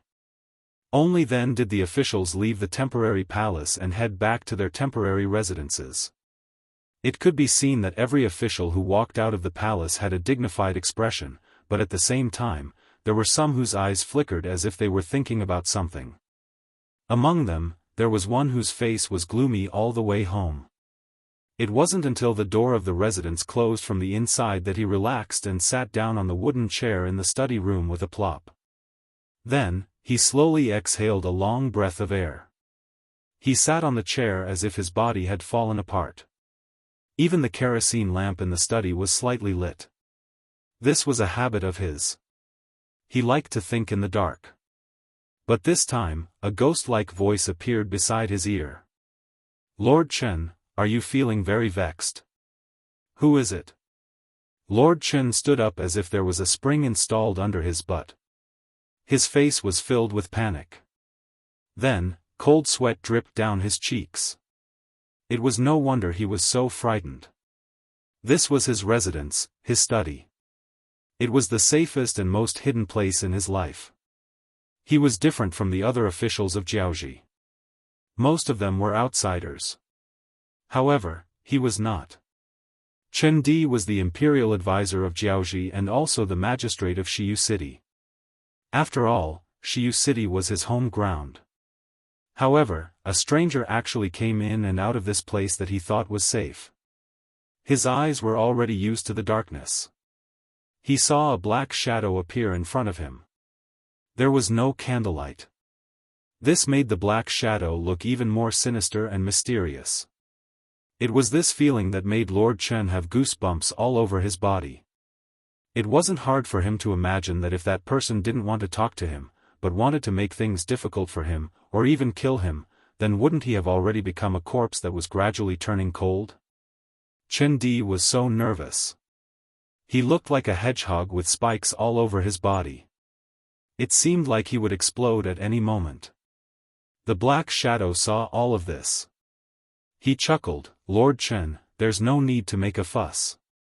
I'm standing here talking to you in a friendly manner. I don't want to do anything to you. Isn't this already expressing my sincerity?" Sincerity my **s. At this moment, Chen Di really wanted to curse in his heart. But in the end, he did not say it out loud. Just think about it. Since the other party is standing there, doesn't that mean that they have already thought about all kinds of reactions I will have? And if I were to scream now, what kind of consequences would it bring? Chen Di, who would never put himself in danger, forced himself to calm down. In order to ease his nervousness and the fear in his heart, he purposely used words to calm the other party down. "Who are you? Why would he appear here? Could it be that you're not afraid that if I casually shout, the guards in the mansion will kill you?" No, no, no. Although he kept denying it, he was not nervous at all. The Black Shadow said, "Lord Chen is a smart man. Since he is smart, he will not seek death for no reason. Am I right?" Hiss. Chen Di sucked in a breath of cold air and sighed in his heart, "Sure enough, the other party already has the idea of killing me. Otherwise, he wouldn't make such a threat. If he wasn't prepared, he wouldn't be so relaxed." He lamented in his heart that he was still smart enough not to scream out loud. But at the same time, he had some guesses about the identity of the person who came. Someone would suddenly appear in front of him when the mansion was under siege. It seemed that he could guess who sent this person even if he used his toes to think. "You're a loyal man. Impressive. Lord Chen is indeed Lord Chen. You're also the smartest person in the Chen family. You guessed my identity so quickly. I wonder if you're interested in my arrival?"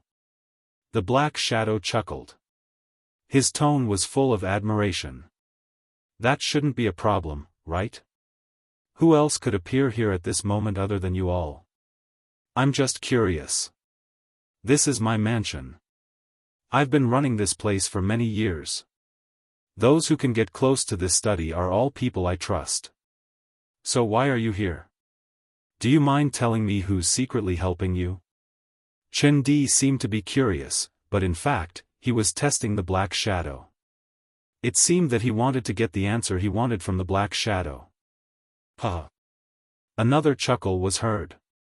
The Black Shadow continued, "All right, Lord Chen. You're a smart person, but don't think that others are fools. Do you think that I would casually reveal such a secret? Of course, you can understand it as money makes the world go round. Some people seem sincere, but it's only because they don't have enough bargaining chips to betray you. After all, as long as you have money, there are very few people and things in this world that can be rejected. Don't you agree?" Chen Di was speechless. Indeed, in this world, although money wasn't everything, it was still very useful in some things. For example, if you bribed your subordinates, some people would still betray you even if you used money. After all, Jianghu was considered a feudal dynasty. In such a dynasty, people were divided into classes. Since there were classes, there would be unfairness. Some people had more money and power, while others had less. For those who had very little, when a large sum of money appeared, how many people would be able to refuse it? Knowing that there was no point in dwelling on this matter, Chen Di adjusted his mood and said, "All right, I won't ask this question. But since you suddenly appeared here, and in such a manner, I'm sure you have something that you need my help with. If that's the case, you may speak. Of course, I still want to remind you that before you speak, it's best to assess the situation in front of you. If your request is too excessive, I only need to shout outside and countless people will immediately rush in to take your life. Even at this time, Chen Di still didn't forget to threaten the other party. Or rather, he wanted to take the initiative in this matter. It had to be said that he was indeed a smart person. At least he knew how to use his advantage to do things.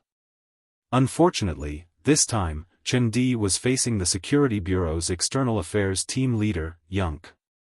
This person was highly valued by Deputy Director Yang Chendong. At the same time, Yang Chendong had met him many times in private and even instructed him to teach many things. He wouldn't take such a threat seriously at all. As a member of the Security Bureau, they had always believed in a maxim, that is, wealth comes from danger.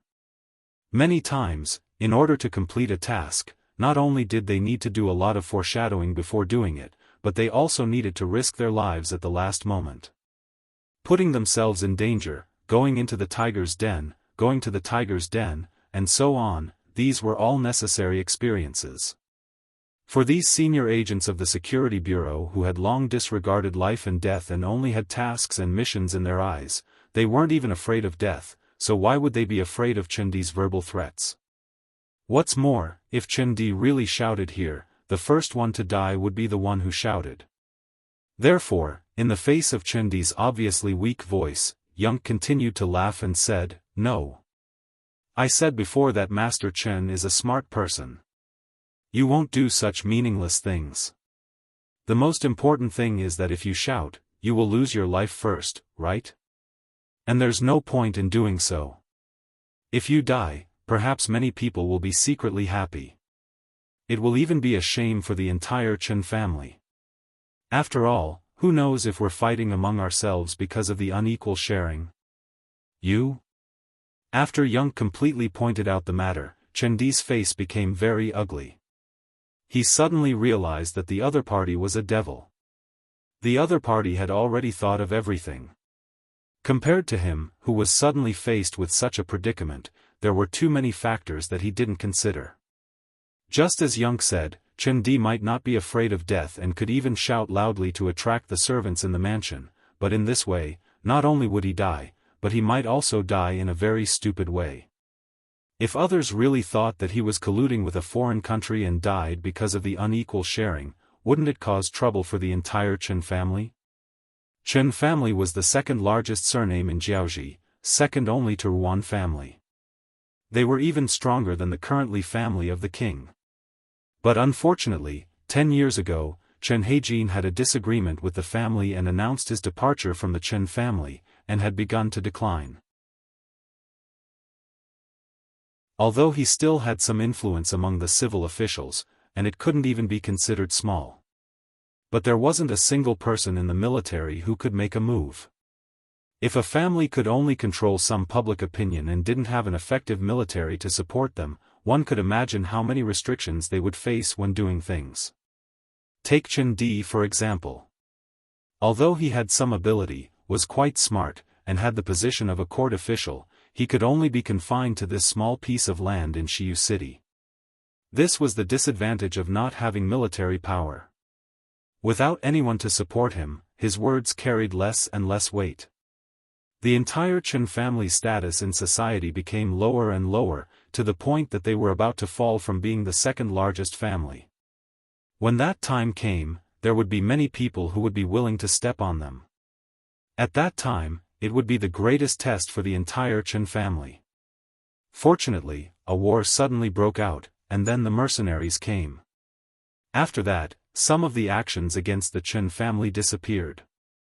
Of course, this didn't mean that those people had given up on the idea of sharing the benefits of the Chen family. Instead, when an even greater enemy appeared, everyone automatically ignored their threat and existence.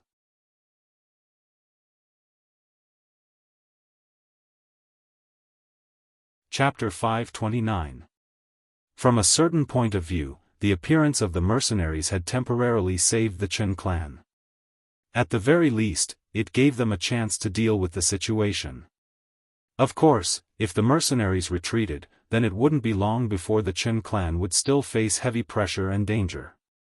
It was precisely because she had understood all of this that Yonk had sought out Chen Di instead of the other important ministers of Jiaoji. From their analysis, the Chen clan was the most likely to bow to the mercenaries. From a certain point of view, they had a common enemy, didn't they?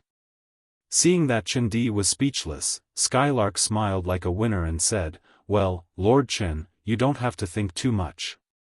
To be honest, I'm here to save you, don't you think so?" As soon as he said this, Chen Di knew that the other party had investigated him thoroughly. Under such circumstances, there was no point in saying anything else. He sighed and said, "All right, then say what you want to say. Let's see if I can do it." Yonk knew that Chen Di had come to the main topic. "It's very simple. When we attack the city tomorrow, we need your help. Our Duke of Loyalty said that no matter how strong a castle is, it's still afraid of being breached from the inside. You should understand what I mean. Of course, if you do this, when the city is breached, the Chen clan's bloodline will be preserved. What do you think? Isn't this a fair deal?" Yonk directly said that he needed him to cause trouble in the city. Chen Di was already prepared for this. After all, if it wasn't for this point, Yonk wouldn't have taken the risk to appear in front of him at this time. However, he was dissatisfied that Yonk only said that the Chen clan's bloodline could be preserved and didn't say anything about settling them down. This was different from what he had expected. When one needed help, shouldn't one have to pay a great price? A simple sentence like this, asking him to betray Jiaoji for the Chen clan's survival, was clearly a little too low of a bargaining chip. Therefore, he continued to argue, "Isn't this a little unfair? I have to take such a huge risk, and even be cursed by the people of the world, and all I get in return is to stay alive.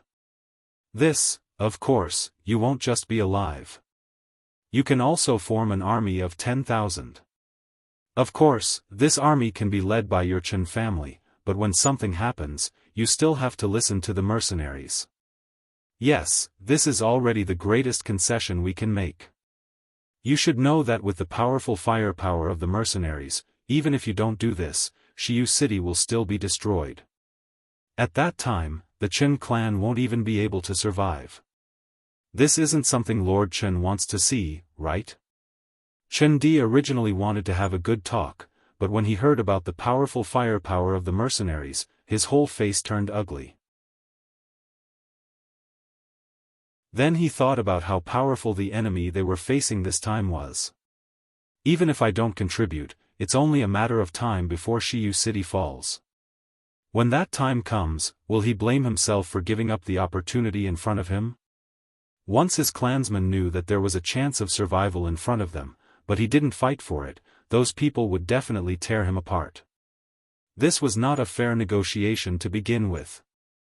Chen Di had too few chips in his hands. In the face of Yun Kei's threats and temptations, he quickly surrendered and had no choice but to agree to the other party's request. As for whether this would be dangerous or not, what kind of joke was this? If the city fell, would he not be in danger? Not to mention, if Chen Di didn't agree, he would probably die tonight. The night continued, but some people's mentality had already changed. After agreeing to Yun Kei's request, the two of them began to discuss the next day's battle. It was easy to imagine that with such a malignant tumor in the Jiaoji kingdom, which was already riddled with holes, the speed at which it fell apart would only become faster.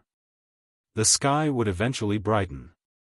When time slowly passed and the Grand Supreme also hung up in the sky, a war that would destroy the kingdom was slowly unfolding. The weather today was good. The drizzle from before had long disappeared. The sun hung high in the sky, giving people a feeling of being roasted. It was as if it would make people sweat unknowingly. Of course, whether the sweat was really because of the hot weather or because of fear and nervousness depended on one's perspective. It was almost noon, but there was still no movement from the Jiaoji army in Shiyu City. This seemed to indicate their attitude. Yang Qindong, who was already mentally prepared, first ordered the army to start cooking. After lunch, when there was still 15 minutes to noon, the mercenaries started to move. They slowly approached the east gate tower of Shiyu City. About 3 li outside the east gate of Shiyu City, a huge dying temple made up of about 5,000 heads was standing there. This was left behind by the Jiaoji soldiers in yesterday's battle. They left behind 6,000 to 7,000 corpses. Among them, other than a few who were shot in the vitals and had their heads smashed, the rest of the dead soldiers' heads were collected and piled up into this capital. 5,000 heads piled up was already a very majestic sight. In addition, the materials were still very fresh. From time to time, fresh blood would flow out from the heads. From afar, it gave people a very terrifying feeling. This was Yang Chendong's psychological tactic. Furthermore, it was the Jiaoji man named Mo Tua who tried to assassinate him. No matter what he did now, no one would be able to say anything about it. There was a saying, the greater good is on his side. Although the capital was terrifying, it was only a method to affect the morale of the enemy. In order to win on the battlefield, one had to rely on strong military strength. In this aspect, the mercenaries were naturally strong. Just like now, at the front of the troops outside the city was naturally the main force of the Leng Feng's 3rd Battalion. There were 4 battalions of 400 Leng Feng soldiers wielding the 95 style. To his left and right were 7 auxiliary battalions.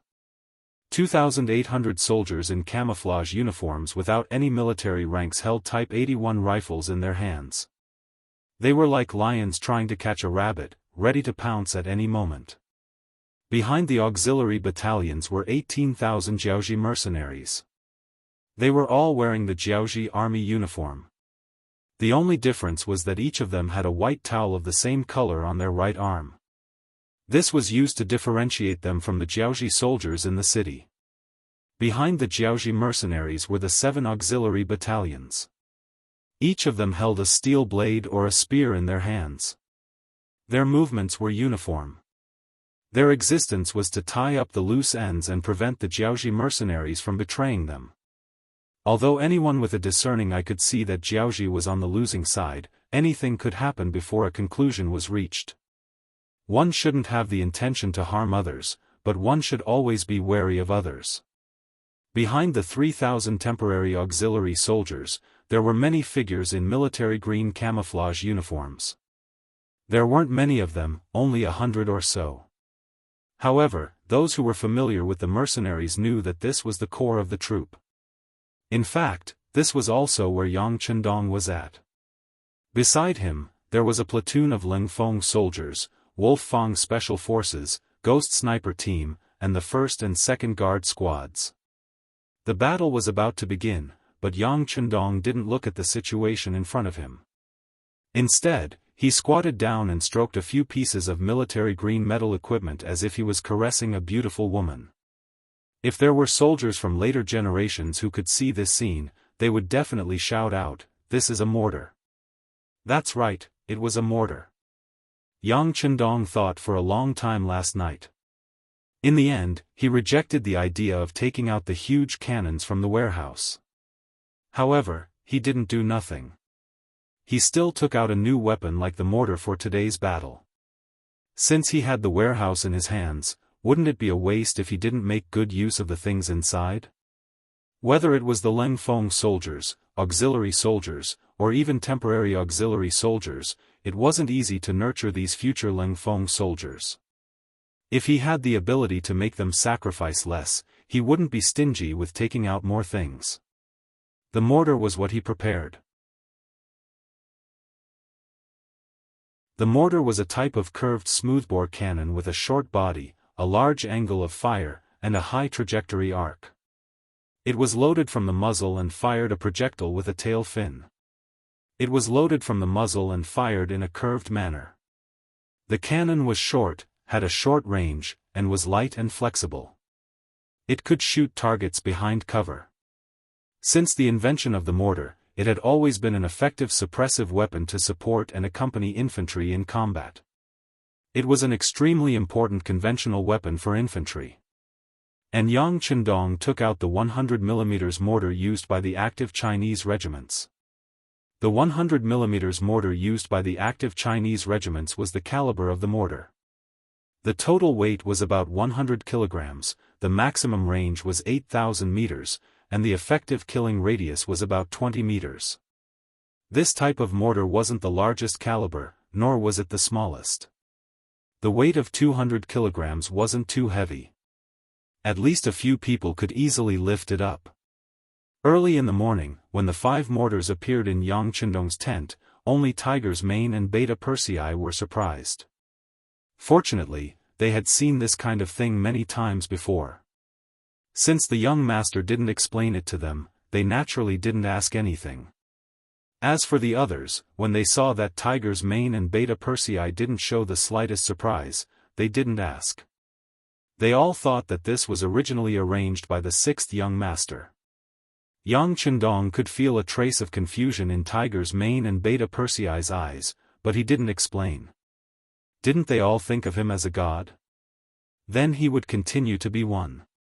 In fact, he really didn't know how to explain anything.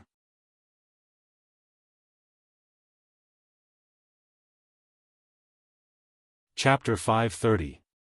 It was getting closer and closer to noon. The east gate of the west side of the city was tightly shut. It was as though they would not budge no matter what happened. However, if one were to walk behind the east gate, one would see that there were many Jiaoji soldiers gathered there. Among them, there were elephant soldiers riding on elephants, black soldiers with darker skin than normal people, and the crown prince's soldiers and the king's guards. A total of 100,000 people were gathered outside the east gate. Due to the large number of people, the line was already 10 miles from the city center. This was the Jiaoji army's tactic. Once the battle started, they would use the human wave tactic to charge out. As long as they could reach the mercenaries, they would see the hope of victory. As for the 150,000 Jiaoji soldiers, 50,000 were left in the city to protect the trebuchets and maintain order in the city. The other 100,000 were at the north and south gates, waiting for the elite Jiaoji soldiers to charge out so that they could surround them from the sides.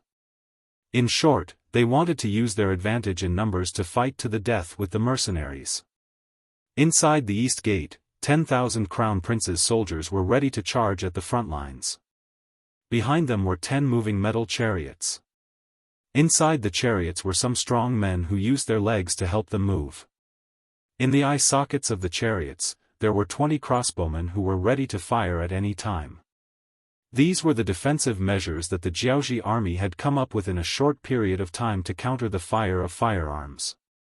Whether it was the metal chariots or the metal shields, once they could block the bullets, the soldiers behind would have more chances to charge forward and engage in close combat. With this, the Jiaoji army had a chance of victory. The Jiaoji army had made their final preparations. The mercenaries outside the city were also checking their guns and ammunition for the last time. Compared to the nervous Jiaoji soldiers in the city, they were more excited. This was a battle that could wipe out a nation. The 6th young master was watching them from behind. Every soldier had a chance to perform. Everyone wanted to achieve merit in this battle and return to Qiqian City with their medals to receive the congratulations of their family and friends. However, there was one thing that puzzled Luope, the commander of the 2nd Cold Front Regiment. That was why the 6th young master didn't order them to attack the city. He only ordered them to guard the area 2 li in front of the city gates and surround the area in a fan shape. Commander, what is the 6th young master's intention? Will they be able to charge out if we guard like this? 3rd Battalion Commander Kong Chuanxin came to Luo Po's side and asked in confusion. Clearly, he was also confused about the formation. Of course, Luo Po would not say that he did not know how the 6th young master arranged it. As a superior, he glared at Kong Chuanxin and said, "Return to your commanding position." Do you need me to say more about obeying orders? Kong Chuanxin reluctantly returned to his position after being given the cold shoulder. He raised his head and looked at the sky. He seemed to be looking at the sun to see if it was noon. Just as he was about to do that, a few huge flames streaked across his pupils. He swore that the flames instantly attracted all his attention. His gaze moved instinctively and he saw the flames falling in an arc into Shiyu City. Then, a series of loud noises that made him feel stupefied and the entire earth trembled. Boom boom boom boom boom. The power of the mortars was on full display at this moment. Especially when those cannonballs fell into the predetermined coordinates, which was the east side of the city, the lethality and destructive power it brought was very shocking. The streets and alleys were filled with elite Jiaoji soldiers. They were waiting for the mercenaries to get close enough to open the city gates and charge out like a gust of wind. Although such an attack would inevitably result in some casualties, who wouldn't die in a war? Moreover, the general had said that once they reached the side of the mercenaries, the scales of victory would tip in their favor. The general also said that no matter who it was, as long as they managed to snatch an advanced firearm from the mercenaries, they would be able to exchange it for 200 taels of silver. 200 taels of silver. Compared to the Jiaoji soldiers who only received 2 taels of silver a month, that was equivalent to 10 years of their income. How could such a reward not excite them? Some of the more impatient ones couldn't resist the urge to open the city gates and charge out. The saying, "a man will die for wealth," was vividly displayed at this moment. This was also the reason why there were so many Jiaoji soldiers at the east gate, yet there wasn't any chaos. There weren't any fights between soldiers either. Perhaps everyone's attention was focused outside the city, on the battlefield, thinking of ways to earn more money. Who would be willing to cause more trouble? It was precisely because these people were gathered together that when the mortar shells landed in the eastern part of the city, the destructive power and lethality caused by them was extremely shocking. Many of the soldiers didn't raise their heads to look, so they naturally didn't know where the cannonballs would land. Of course, even if they looked, they wouldn't know where the safest place was either. Based on the speed of sound, the whistling sound was heard first. Then, in less than a second, the cannonballs that were powerful enough to deafen and incinerate people landed on the ground, displaying their formidable might. Every time the cannonballs landed, the area within 30 meters around them would become the most dangerous zone. This was especially so when the cannonballs landed within a radius of 3 meters around them. A huge crater was formed. Regardless of who it was or what it was, they would instantly be reduced to charcoal. Then, there was the area of 10 meters around them. Anyone who stood in this area would be instantly dismembered. Even their parents wouldn't be able to recognize them. Even at the outer perimeter, there were still many cannonball fragments flying about. Even if it was just one fragment, it would be enough to cause them to fall to the ground and cry out in pain. At the same time, they would completely lose their ability to fight. Their miserable cries would also greatly affect the morale of the surrounding soldiers. 5 mortar shells were fired from 5 different positions in a very short period of time. The lethality and destruction caused by the shells could no longer be described with words.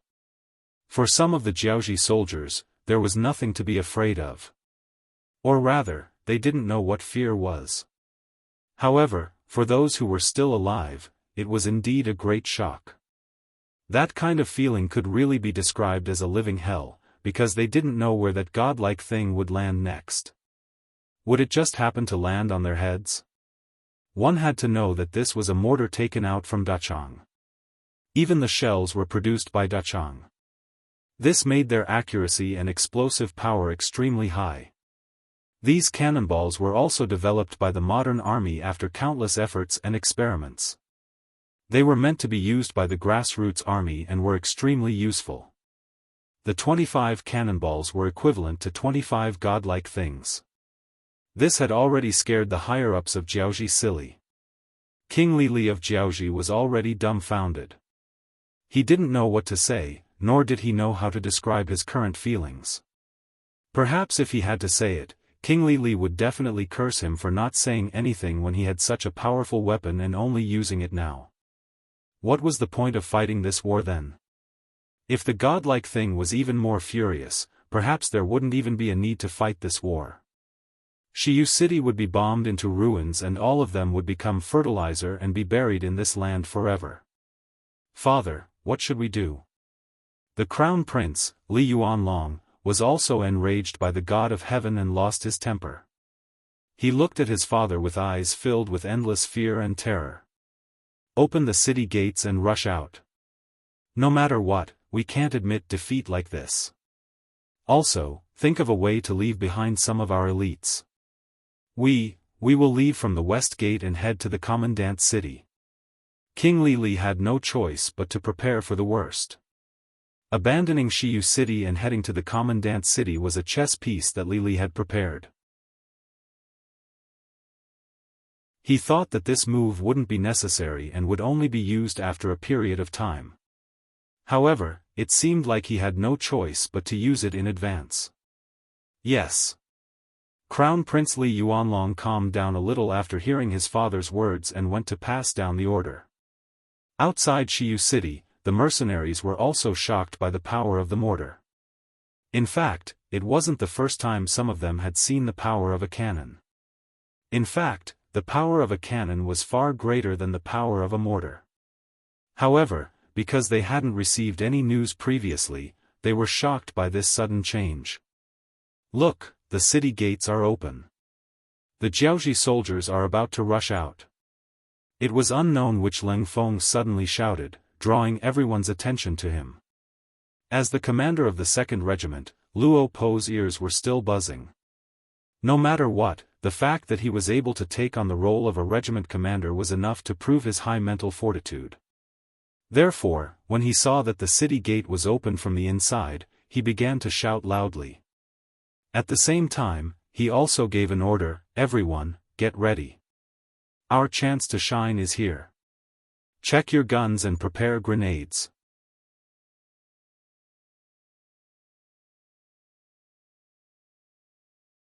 Chapter 531.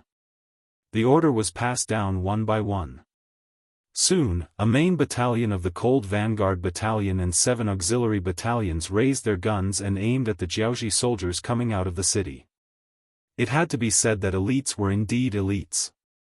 Regardless of whether it was the Crown Prince's guards holding shields or the King's guards moving out of the city, they did not panic as they exited the city.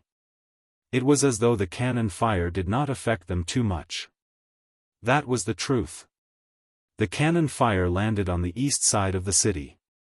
As the guards at the city gate, they were not affected much, but the sound of the explosion was slightly louder. They were not affected too much, so the moment they walked out of the city, they appeared to be in an orderly manner. In fact, there was even a dignified aura that was revealed. They want to use their shields and carts to defend against our firearms? The political commissar of the Cold Vanguard 2nd Battalion, Kong Jia, looked at the formation of the Jiaoji soldiers and said emotionally. Prepare to fire the rocket launchers. Commander Luo Po only glanced at them casually before making the necessary arrangements. He wanted the enemy to know how laughable their carts and shields were in front of mercenaries. Of course, this was only preparation for the worst. After all, rocket launchers could not be considered a conventional weapon due to the limited production capacity of Qiqian City's munitions factory. It would be best if they could use them sparingly. Let's get them to fire first and see what happens. Luo Po did not immediately give the order to fire the rocket launchers. Instead, he gave the order to fire first. He wanted to see if the shields and carts could really defend against bullets. The Cold Vanguard Battalion and the auxiliary soldiers who had been itching to attack for a long time were waiting for their commander's order. After the order was given, a series of gunshots rang out. Bronze-colored bullet shells were scattered everywhere. The bullets that were shot out also hit the iron shields and iron carriages that came out first. The Jiaoji soldiers who were well prepared in this aspect performed well in the face of the bullets. Other than a few shield-wielding soldiers who accidentally exposed their heads, most of the Jiaoji soldiers were able to block this wave of attacks and did not suffer any damage. General Fan Yuhai, who was standing behind Iron Shield, was overjoyed when he saw the results of the battle. He took the opportunity to loudly encourage his soldiers. Very good. Everyone should have seen it. Their guns are useless against us. Listen to my orders. Advance. Needless to say, the faces of the Jiaoji soldiers were filled with excitement. They were still worried that their shields wouldn't be able to withstand the seemingly omnipotent muskets, but after seeing that their shields were actually effective, the soldiers' morale was boosted, and following a loud yell, their footsteps seemed to have become a lot more relaxed. With these shield soldiers and metal chariots blocking the front, more and more Jiaoji elites charged out from the city. They moved forward slowly while preparing for a full-scale assault. The shields were made of pure pig iron, and their thickness of nearly 10 centimeters made them impervious to long-range bullets. However, at the same time, it also increased the weight of the shields, causing their movement speed to become extremely slow. Even so, they continued to work hard. At least they saw the hope of success. Sure enough, it can block bullets, Wang Yao said. 2nd Regiment Commander Luo Po looked at the scene in front of him and frowned slightly. However, he quickly relaxed. Regiment Commander, can we use the rocket launchers to blast them away? Political Commissar Kong Jia asked worriedly. There's no rush. Let's wait for more of them to come out. Political Commissar, didn't you see that the 6th Young Master's side had stopped firing? He. Luo Po was very relaxed when he spoke of this. Clearly, everything that happened before his eyes was within his expectations. Political Commissar Kong Jia wanted to say something, but when he heard that even the 6th Young Master's side had stopped moving, he nodded in realization. It seemed like the 6th Young Master wanted to eliminate the main force of the Jiaoji army outside the city. If they used the rocket launchers now, it would only scare them away. Once they entered the city, it would be much more troublesome to start a street fight. After the regiment commander and political commissar understood everything, the mercenaries naturally quieted down. However, this silence was only the calm before the storm. The Jiaoji army naturally didn't know about this. Even the commanding general, one of the famous generals of Jiaoji, Fan Yuhai, didn't think too much about it. In his opinion, the mercenaries must be helpless against such a strategy. Next, it was time for him to show off his skills. As for why the so-called god's fury didn't appear, it was very likely that the enemy had used up all their ammunition. One couldn't blame Fan Yuhai for thinking this way. Even though he was a famous general, when faced with unknown advanced firearms, his imagination was pitiful. The Jiaoji army was still accelerating their formation. They were continuously sending out large numbers of soldiers outside the city in preparation for the final battle. When this news was sent to the temporary palace in the city, King Li and Crown Prince Li Yuanlong couldn't help but sigh in relief. When the artillery shells landed and started to wreak havoc in the city, they really thought that the situation was over. Their hearts couldn't help but turn cold. However, the sudden change in the battlefield gave them new hope. Good. Inform General Fan and General Chen to do as they please. As long as we can defeat the mercenaries and take the advanced firearms in their hands, it will be worth it no matter what price we have to pay. He was afraid that the two generals at the front wouldn't be able to give it their all. At this moment, King Li gave them a lot of power. However, King Li didn't know. Perhaps he had placed all his attention on the battlefield in the east of the city. He didn't know that in the west of the city, there was a faction opposing him that was growing. The master behind this faction was the minister of the imperial court and the minister of the west of the city, Chen Di. Last night, he'd said that he'd come to an agreement with Yuan Quebec. No matter if it was for the sake of his own survival or for the sake of the Chen clan that stood behind him, he didn't have a path of retreat now. It was either death or destruction, so he would naturally choose the death of others. After Chen Di made his decision, the advantages he had gained from managing the west of the city for many years were finally revealed. After he gathered some of his trusted subordinates and Chen clan members, he raised the slogan of opposing King Li. He claimed that it was because of King Li Li's arrogance that he sent people to assassinate the Duke of Zhongdan of the Great Ming Dynasty, that the entire Jiaoxi kingdom was in danger. If they wanted to resolve this matter and survive, there was only one way. That was to overthrow King Li Li and build a new kingdom in the Jiaoxi region under the leadership of the mercenaries. In order to gain everyone's support and trust, Chen Di even told them that he had met with the mercenaries and that they had agreed to let him build an army of 10,000. There was no other way. Although most of the people were trustworthy, their opponent was King Li Li. Who knew if there would be a snitch? As expected, after Chen Di said that he had met with the mercenaries, the restless crowd quickly calmed down. As an opponent, the mercenaries were very terrifying. But once they became friends, this fear would no longer appear on them. Instead, it would become a great help, wouldn't it? Rather than saying that they trusted Chen Di, it was more accurate to say that they trusted the mercenaries. But no matter what the outcome was, these people had been successfully instigated to defect. The first thing they did was to target the catapults that were everywhere in the city. The catapults were one of the most advanced and commonly used long-range projectile weapons of that era. They were originally prepared to deal with the mercenaries that entered the city. When the huge rocks suddenly fell from the sky, although they would suffer losses, the mercenaries wouldn't be in a better situation. This thing was also what the City Security Bureau's Foreign Affairs Division, Skylark, and the others were afraid of. After receiving the 6th Young Master's order, they decided to remove this danger first.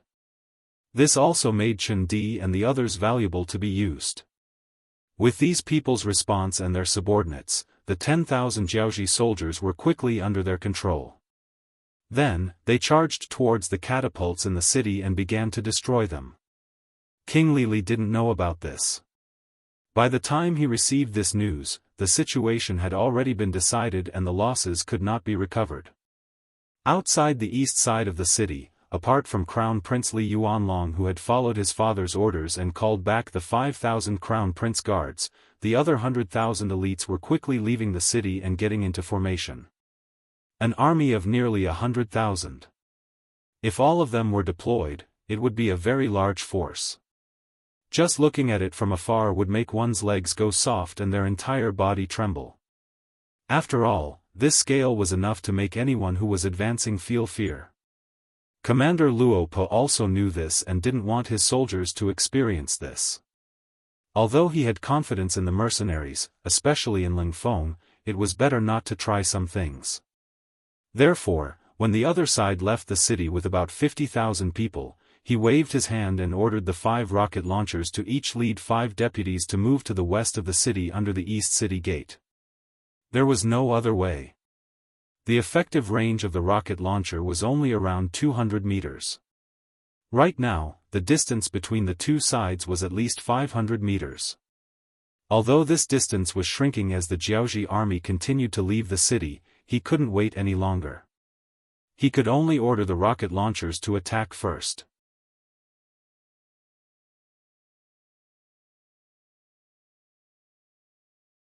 Chapter 532. A total of 30 people left the group and charged forward.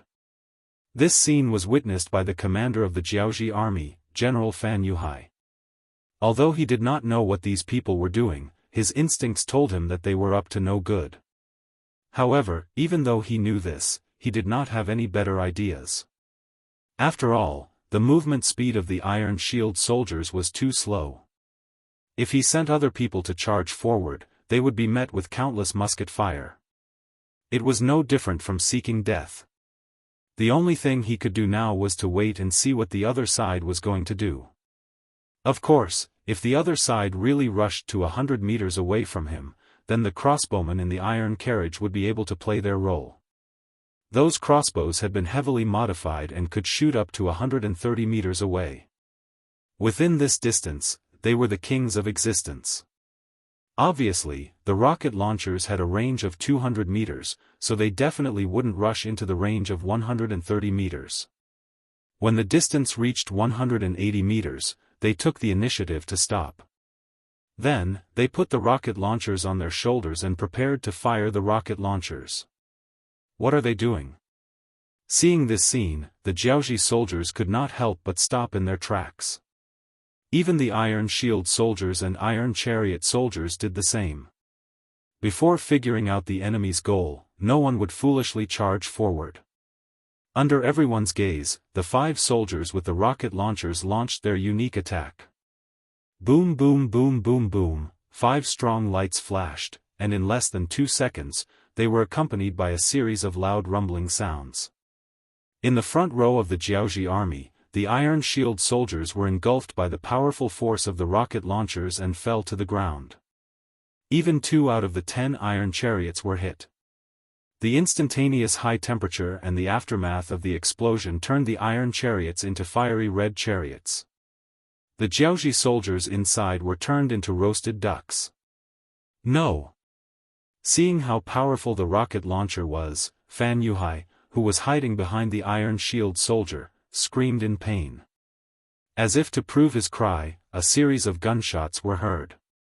The Jiaoji soldiers who were not protected by the Iron Shield soldiers became the targets of the mercenaries. As the bullets flew, the Jiaoji soldiers fell to the ground one after another. Boom boom boom boom boom. Another wave of rocket launchers was launched, and the shield-wielding soldiers were sent flying into the air. 2 more armored vehicles were hit and turned into scrap metal. More and more Jiaoji soldiers were exposed and became the targets of the mercenaries. Every moment, every breath, every second, the Jiaoji soldiers would lose their lives. The scales of victory on the battlefield seemed to be tilting in their favor. All troops, attack! Fan Yuhai, who was protected by a group of personal guards, saw more and more soldiers being shot. He knew that if he continued to wait, the morale of the army would crumble and they would definitely lose the battle. Thus, he directly gave the order for the entire army to charge. Fortunately, there was only a distance of 500 meters between the 2 sides. As long as they were fast enough, there was still a chance for them to reach the mercenaries. If that was the case, the situation would very likely develop in their favor. Retreat! Seeing that the Jiaoji soldiers had launched their attack, the rocket launchers who originally wanted to continue the fight hurriedly retreated. They formed a group of 6. After countless rounds of training, the speed of their retreat was so fast that the pursuing Jiaoji soldiers could only look on in the dust. Furthermore, if they wanted to continue the pursuit, they would have to face the rain of bullets. Yes, it was a rain of bullets. If Yang Chendong knew that the Jiaoji army would send out a large number of soldiers, he would have prepared 9 squad machine guns for the 3rd Battalion of Lingfeng. On average, each squad would have 1 machine gun. He also prepared 3 rounds of bullets in order to prevent the Jiaoji soldiers from suddenly charging forward. As such, the soldiers of the Jiaoji army surged forward like a tidal wave, and what welcomed them was a torrent of bullets. When the squad machine guns fired at a rate of nearly 1,000 bullets per minute, the charging Jiaoji soldiers fell to the ground in droves. This attack greatly suppressed the momentum of the Jiaoji soldiers charging forward. No one was unafraid of death. So what if they were elite soldiers?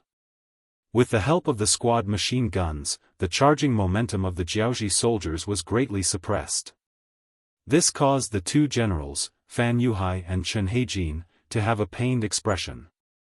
Chen Heijin's eyes were filled with tears when he saw his elite black soldiers charge forward crazily and fall to the ground one by one, unable to stand up again. These black soldiers were the elites that he had accumulated over many years in the army. With them, he was able to achieve what he wanted. It was only because of them that the Jiaoji army dared to go against the southern Ming Empire and even interfere with their internal affairs. But now, under such a large number of deaths, how could Chen Heijin, as a general, not feel heartache? Get me an elephant. I want to go into battle personally. He could not watch the deaths in his hands. More importantly, he could not even get within 200 meters of the enemy.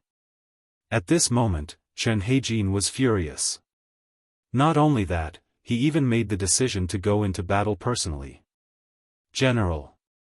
Naturally, some of Chen Heijin's personal guards wanted to stop him. However, Chen Heijin, who was in a killing frenzy, would not listen to his subordinates' advice. He shook his head and walked towards an elephant. 20,000 war elephants. This was the strongest force that the Jiaoji army had. It was also the only chance of victory. After all, elephants had thick skin and flesh. Perhaps they were the only ones that could ignore the bullets and charge into the mercenary camp. Chen Heijin climbed onto the back of the elephant. He had already placed a chain around it to ensure that it would not fall off if it moved. Then, he waved the long sword in his hand and shouted the word, "Kill." Chen Heijin led 20,000 elephant soldiers and tens of thousands of black soldiers in a suicidal charge. Thump thump thump thump, the heavy elephant body stomped on the ground, bringing with it a series of rumbling sounds. When the 20,000 elephants attacked from the front and back, the momentum was terrifying. On the side of the mercenaries, the 18,000 Jiaoji mercenaries were shocked. As a former member of the Jiaoji people, they knew a thing or two about these war elephants. Some of them even knew that the elephant army played a decisive role in the battle against the great Ming dynasty's musketeers. Now, could the musketeers of the mercenaries stop the elephants from getting closer? If they could not, once these war elephants charged into the camp, they would start wreaking havoc. Once the rest of the Jiaoji army charged in, would they still be able to win? It was no wonder that the Jiaoji mercenaries were so afraid. After all, the mindset of first sight is the most important thing could affect a person. While they were worried, the remaining 6 iron chariots of the Jiaoji army started to move forward. The thousands of iron shield soldiers who had regrouped were moving behind the elephant army. They looked like they were going to take advantage of the situation and charge forward. This was the real attack. The Jiaoji army was unleashing their last bit of potential. It was not an exaggeration to say that if they could withstand this wave, the Jiaoji army would not be able to fight anymore. On the other hand, if they could not withstand this wave, the mercenaries would be completely defeated. Don't be afraid of wasting bullets. Fire as hard as you can. Grenade squad, concentrate all the grenades. When they get close, blast them. The 2nd Regiment commander of the Cold Front, Luo Pe, shouted. At the same time, he ordered the 5 rocket launchers to prepare for attack. Battalion commander, shouldn't we stop for a while? The machine guns used by our 9 squads are all red. If this continues, I'm afraid they will be scrapped. Company Commander Tian Su came to Battalion Commander Kong Chuanxin's side and said anxiously. The squad machine guns were their treasures. They could not waste them after just one use. That would be the biggest waste. Battalion Commander Kong Chuanxin only hesitated for a moment before nodding. Alright, since that is the case, let's rest the machine guns first. Everyone, switch to the 9-5, continuous fire style. At the same time, be prepared to retreat. Kong Chuanxin hesitated for a while before saying the last sentence. This battle was indeed enjoyable. However, the Jiaoji elites were elites after all. Their fearless charging style had truly frightened them. The distance between them and the Jiaoji elites was getting closer and closer. Once they got close, no matter how good they were at fighting, they would not be able to gain the upper hand in a chaotic one-on-one battle. Furthermore, the Cold Vanguard was a treasure. If the Cold Vanguard suffered heavy losses because of this, he wouldn't know how to answer to the others. If that really happened, his position as a battalion commander would come to an end. Company Commander Tian Su hesitated for a moment when he heard Battalion Commander Tian Su say to be prepared to retreat. However, he quickly understood. Retreating did not mean admitting defeat. It was just a strategy. Just like what the 6th young master said, only by preserving one's strength would one be able to effectively defeat the enemy. If one died, then what was the point of fighting? Company Commander Tian Su went to pass on the order. Kong Chuanxin held the 9.5 style in his hand and fired a dozen more bullets. At least a few Jiaoji soldiers died under his gun. Even a charging Jiaoji war elephant had more than one bullet embedded in its right front leg. It fell to one knee with a loud thud. While the Jiaoji soldier on it was flung away, it also brought a lot of resistance to the charging elephants behind it. However, only a small number of elephants fell to the ground. It was not enough to stop the charging momentum of the main force of the Jiaoji army. In front of the silver-armored war elephants, the power of the bullets was indeed weakened by a lot. Especially after the number of war elephants reached tens of thousands, the pressure on the mercenaries who only had a little more than 3,000 soldiers with firearms obviously increased. You're tuning in to the Unparalleled SwordWill YouTube channel. Don't forget to subscribe and join us on this journey to catch the most captivating stories.